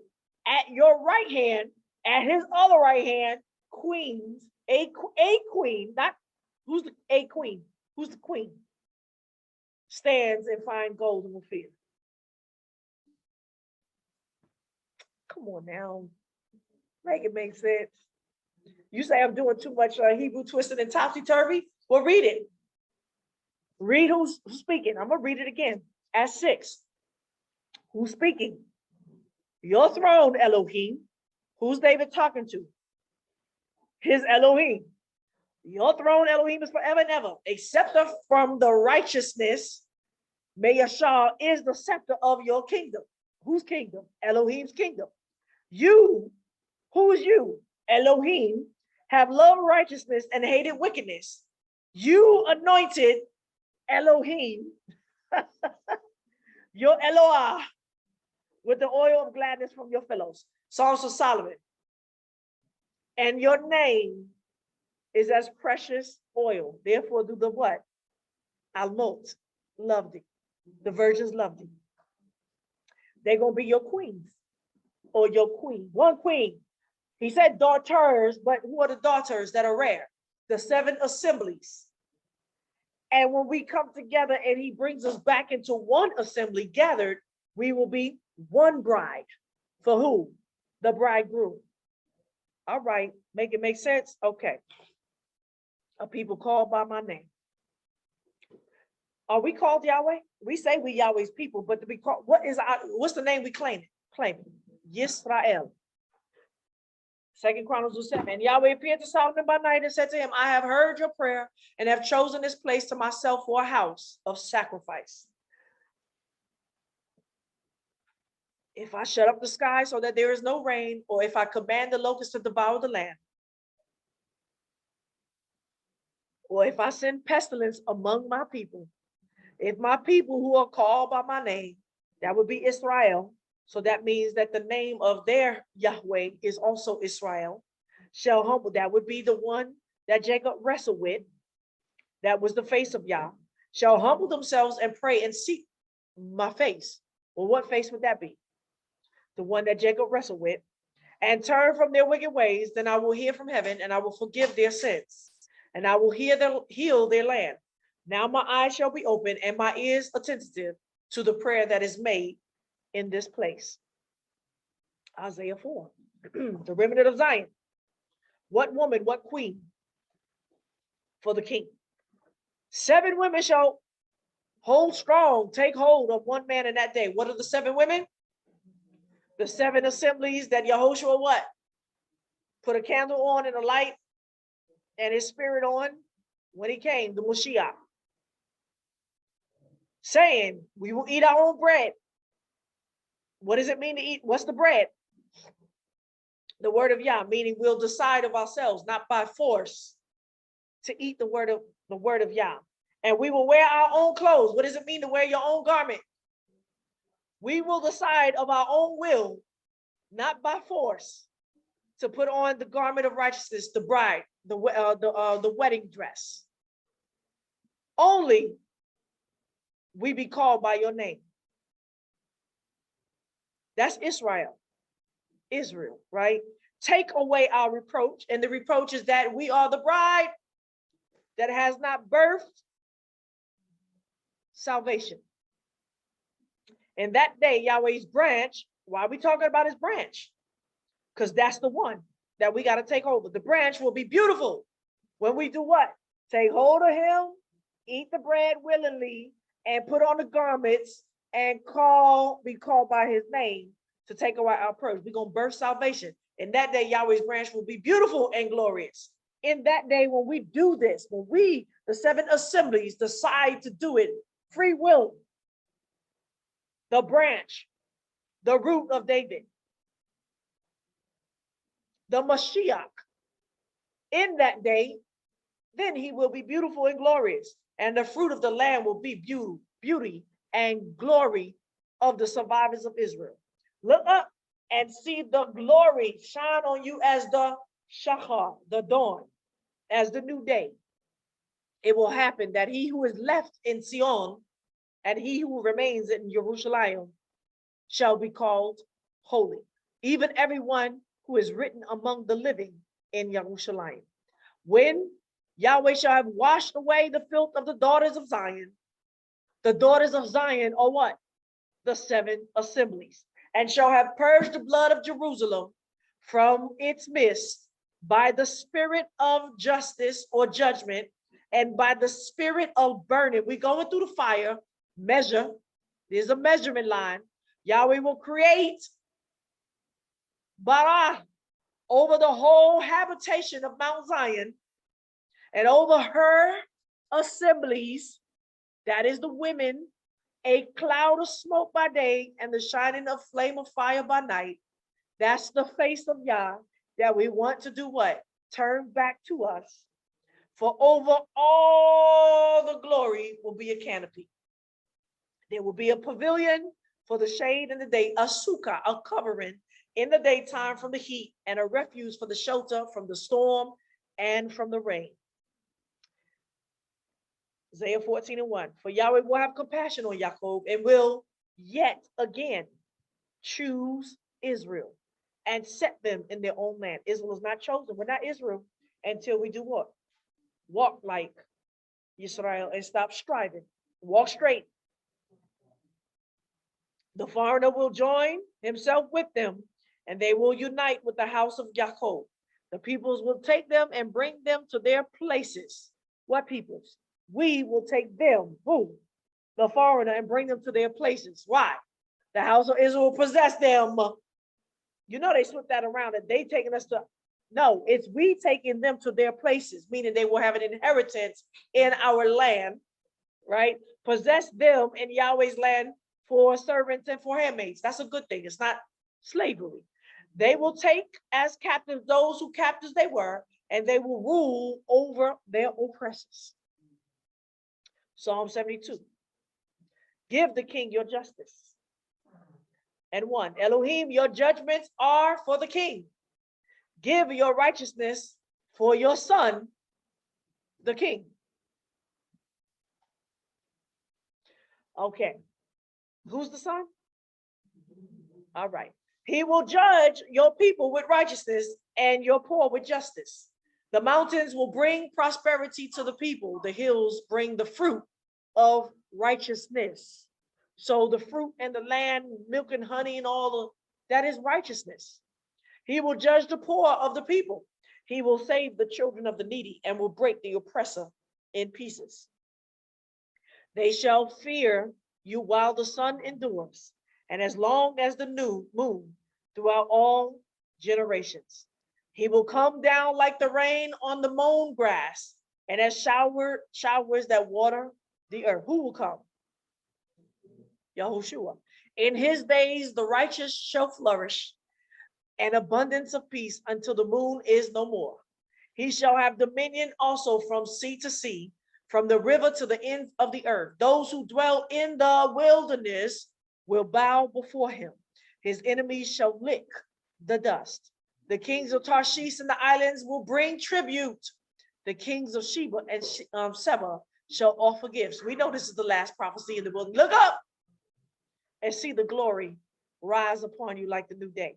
Yes, all the kings shall fall down before him. All the nations shall serve him. For he will deliver the needy when he cries, the poor who has no helper. He will have pity on the poor and needy. He will save the souls of the needy. He will redeem their souls from oppression and violence. Their blood will be pious in his sight, precious in his sight. They shall live, and to him shall be given of the gold of Sheba. That's of Ophir. Men shall pray for him continually. They shall bless him all day long. Who's that? Abundance of grain shall be throughout the land. Its fruit sway like Lebanon. Let it flourish, thriving like the grass of the field. His name endures forever. His name continues as long as the sun. Men shall be blessed by him. All nations will call him blessed. Praise be to Yahweh Elohim, the Elohim of Israel, who alone does marvelous deeds. Blessed be the glorious name forever. Let the whole earth be filled with his glory. Amen, amen. Well, who was that? The Mashiach, this anointed one. This ends the prayer of David, the son of Jesse. All right, I had to take a little break there. So once again, before I move on, we almost done, y'all. This is just the pimp smack. It's a good one, though. It's a good one. It was a bust him in the mouth pimp smack.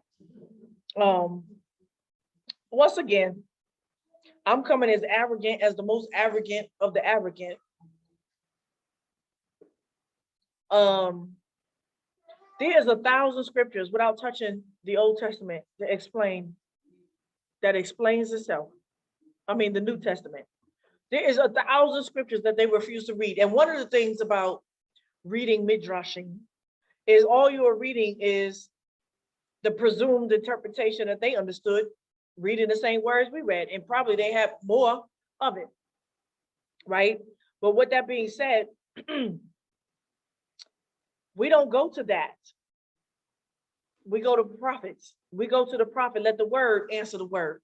And if you remove away the New Testament, could you come away with the same understanding? And I say, absolutely. I've been doing it this whole time.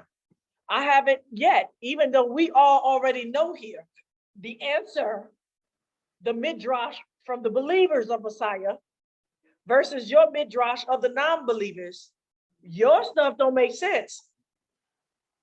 That stuff don't make no sense. And so if we're going to go with just the Old Testament, then y'all better run with Yaki and Malachi with their foolishness, contradictions in the Bible.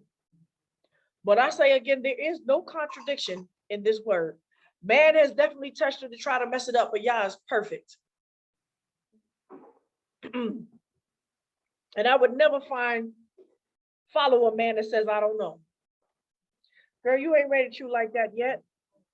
Hold on. So as I was saying, we're not going to go to their nonsensical, I don't know type arguments, right? The man that can't see can't tell you what you see and what you've experienced and what you saw, what Yah has revealed to you. So, like again, Psalm after Psalm after Psalm, the Torah gives the whole foreshadow from the beginning to the end. The whole word is of him. Yes, according to the rabbis. Oh, you one of the ones that every scripture you see Mashiach, Yahushua. Absolutely. Every word, all I see is Yahushua. That's right. I'm one of the ones, and I can explain it to you too, by the very word that I'm reading. But when you tell me, well, what do you see? We're like, well, I don't know. Well, then that's it. That's the end of the story. I ain't gonna talk to you no more. So, listen, this is just a smack in the face. And at the same time, like I said, I don't debate, and I don't deal with non-messianics. So no, you will never have a table with me, no matter how much you think you got me, right? Right? Those master debaters. Watch what happened to the master debaters and the scholars and the storytellers and the historians of the philosophy? What happened to them? Oh, y'all gonna make them all ashamed in the end. But this is for those that faith could be shaken because you may not know all of the word of Yah. You believe, but you got to receive it all. Kabbalah. Receive. Lechabel. All right. Somebody like me and like Moshe and like Jeremiah and everybody, we need more warriors in this word to make it make sense that Yah has anointed it, said, walked it out, you've seen it and accounted for it. So we in Jeremiah 23, David's righteous branch, that's the branch. Woe to the shepherds who destroy and scatter the sheep of my pastor, says Yahweh. Therefore, thus says Yahweh, the Elohim of Israel, against the shepherds who feed my people, that would be the bread. You have scattered my flock and driven them away and have not visited them. Behold, I would visit on you the evils of your doings, says Yahweh. I will gather the remnant of my flock out of all the countries where I have driven them, and I will bring them again to their folds, and they shall be fruitful and multiply. I will set up shepherds over them who shall feed them, and they shall fear no more, nor be dismayed, neither shall be any lacking, says Yahweh. So Yahweh will continue to set up shepherds over them, even in our return.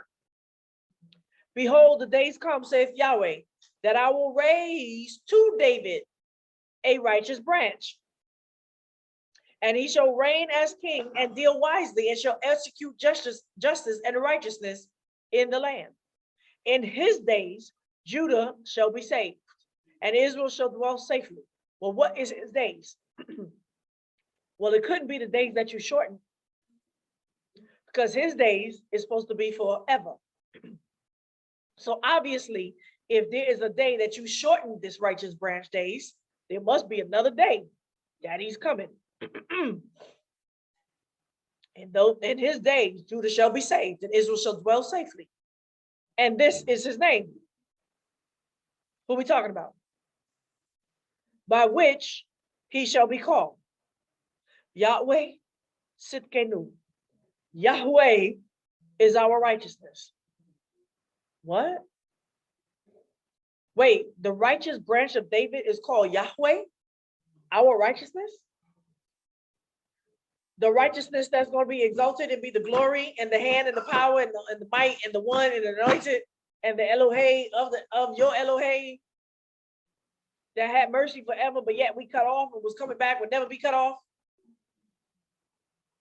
You see what I'm saying? You see how y'all didn't leave us? How many times they've been reading Jeremiah 23? Well, who's the righteous branch that's going to be called Yahweh, our righteous? I didn't see Yatzedek. No, it's not no short version. It's not Yatzedek. It's Yahweh Sitkenu. Yahweh, our righteous. Sitkenu.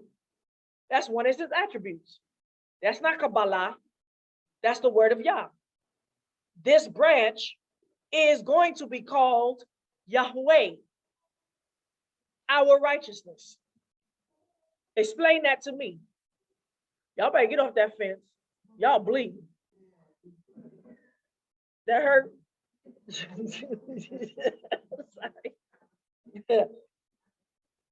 And so now I'm going to end with like this, because at the end of the day, like I said, we go back and forth with your scriptures, and I'll go back with your scriptures and forth, and I'll get my scriptures and go back and forth, and then we can go back and forth on your scriptures. That's my scriptures, and smack you with your scriptures and smack you with mine.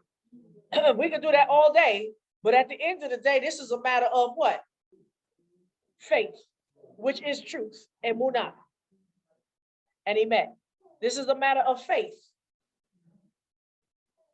Then what I believe and why I believe it, I can show you why I believe it. But you can't, your reasons for showing me why you don't believe it don't add up according to the words that you say you believe in. So now, when you come asking stupid questions with no answers yourself, but yet we gave you answers and you don't accept our answers, and when we ask you, you say, well, I don't know. Well, then we're going to do a Messiah on you. Matthew 22:41. Whose son is the Messiah?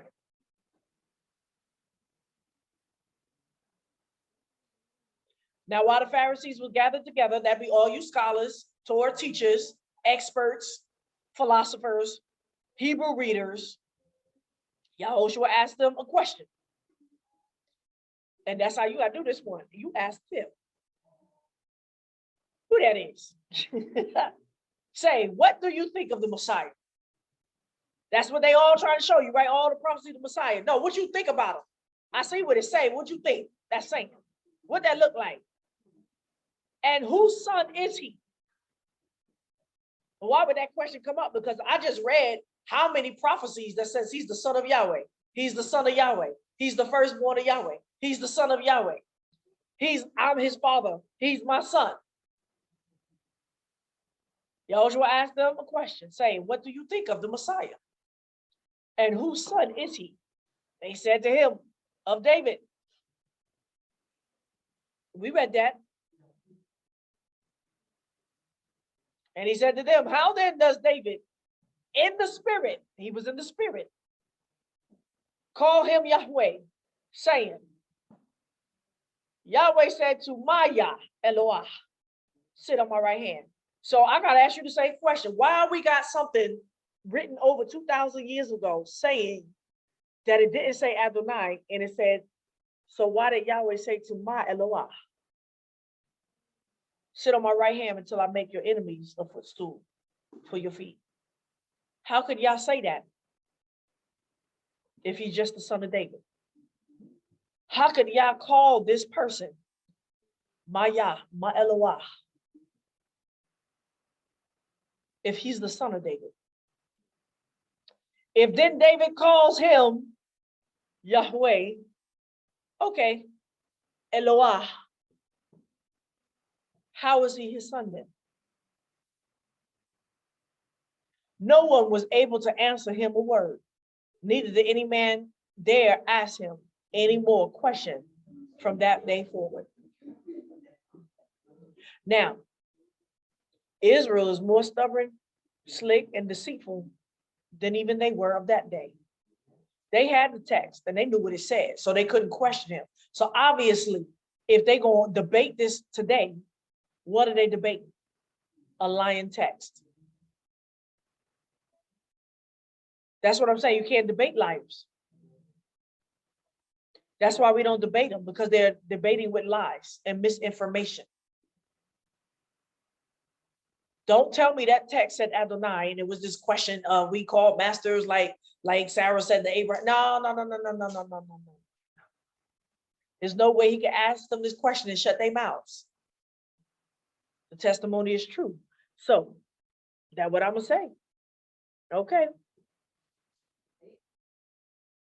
All right. So we coming down to the wire. I could have smacked y'all so many times, but I'm gonna ask you the question: who's the King of Glory? Who is eternal? Who's the maker of Israel? Who the master?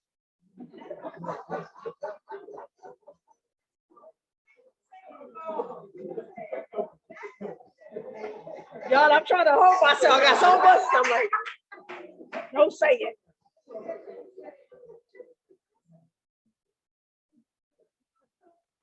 Who the master? Yahweh Sebaot. All right. Psalms 24. The earth is Yahweh's. The earth is Yahweh's with his fullness, the world and those who dwell therein. For he has founded it on the seas and established it on the floods. Who may ascend to Yahweh's hills? Who may stand in his holy place? Who has clean hands and a pure heart?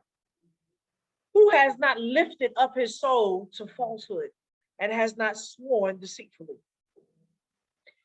He shall receive a blessing from Yahweh, righteousness from the Elohim of his salvation. This is the generation of those who seek him, who seek his face. Even Yaakov, going right back to the beginning, Selah. Lift up the gates of your head. Eternal gates, you everlasting doors. And the King of glory will come in. Where's he coming? Who is the King of glory? Yahweh is strong and mighty. Yahweh is mighty in battle. Well, who did we just read? Lift up the gates of your head. Yes, lift them up, you everlasting doors, and the King of glory will come in. Well, who's the King of glory? Why he keep asking that? Yahweh Zebao is the King of glory. Selah. All right. We just read about that King of glory, right? It's the anointed one, right? It's the Messiah. When he comes, where is he coming? All right. Matthew 26. Now the chief priests and the elders and the whole council sought false testimony against YHWH, that they might put him to death. And they found none, even though many false witnesses came forward and found none. But at last, 2 false witnesses came forward. And when these witnesses became false, did they not believe that they were saying what he said, or did they misrepresent his words and had no understanding of what he said? They misrepresented his words and said, this man said, I am able to destroy the temple of Elohim and to build it up in 3 days. He did say that, y'all, but they didn't understand what he was saying. The high priest stood up and said to him, have you no answer? What is this that these testify against you? But YHWH held his peace. The high priest answered him, I adjure you by the living Elohim, that you tell us whether you are the Messiah, son of Elohim. Why would they ask him that? Why would they ask him that? Because they already had that understanding based upon everything that I just read. And YHWH answered to him, you have said it. Nevertheless, I tell you, after this, you will see the Son of Man sitting at the right hand of power and coming on the clouds of the sky. They knew the prophecy. Everything I just read, they knew, and much more. They hid it from the common people that they didn't understand the coming of Messiah. The Pharisees, the scholars that read the Hebrew, know what it's saying, and they lying. That's why when you sit up there and do midrashes and sit up there and do what? The reading of the Torah portions, they always skipping the prophecies. They give you a piece here and a piece there that you can never put the pieces together.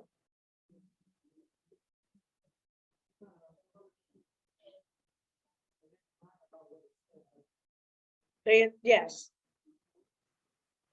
Then the high priest tore his clothing, saying he has spoken blasphemy. Why he spoke blasphemy? What did he say that wasn't Torah? Why do we need any more witness? No. They had been waiting for Messiah. The expectation of Messiah was to come around that time, and all of them had expected a Messiah to come. But those that knew the word understood already that whoever that Messiah is the son of Elohim.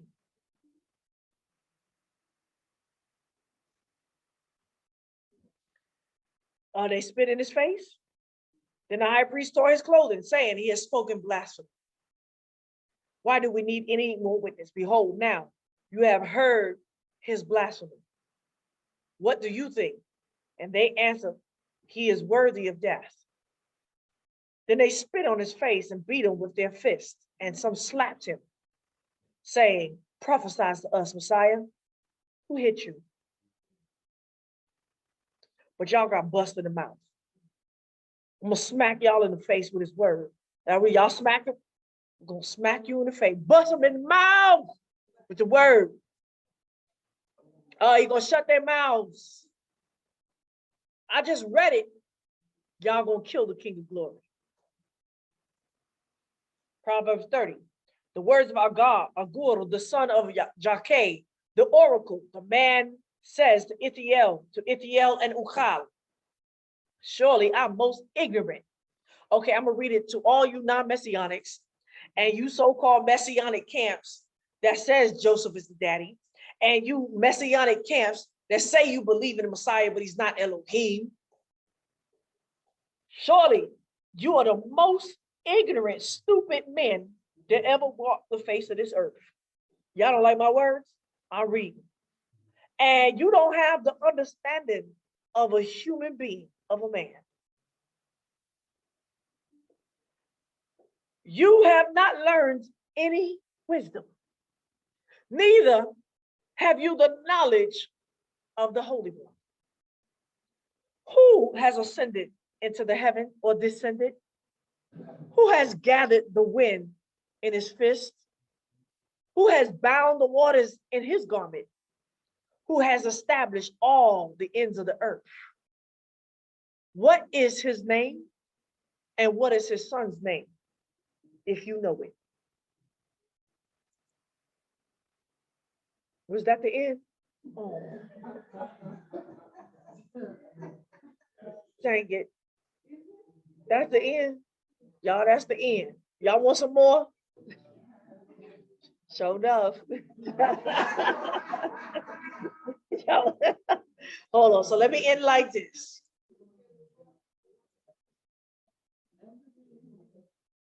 Hey, y'all, I mean, I could top it on top of the top, sugar on top of honey on top of honey. Y'all gonna have a sweet tooth and lose your teeth.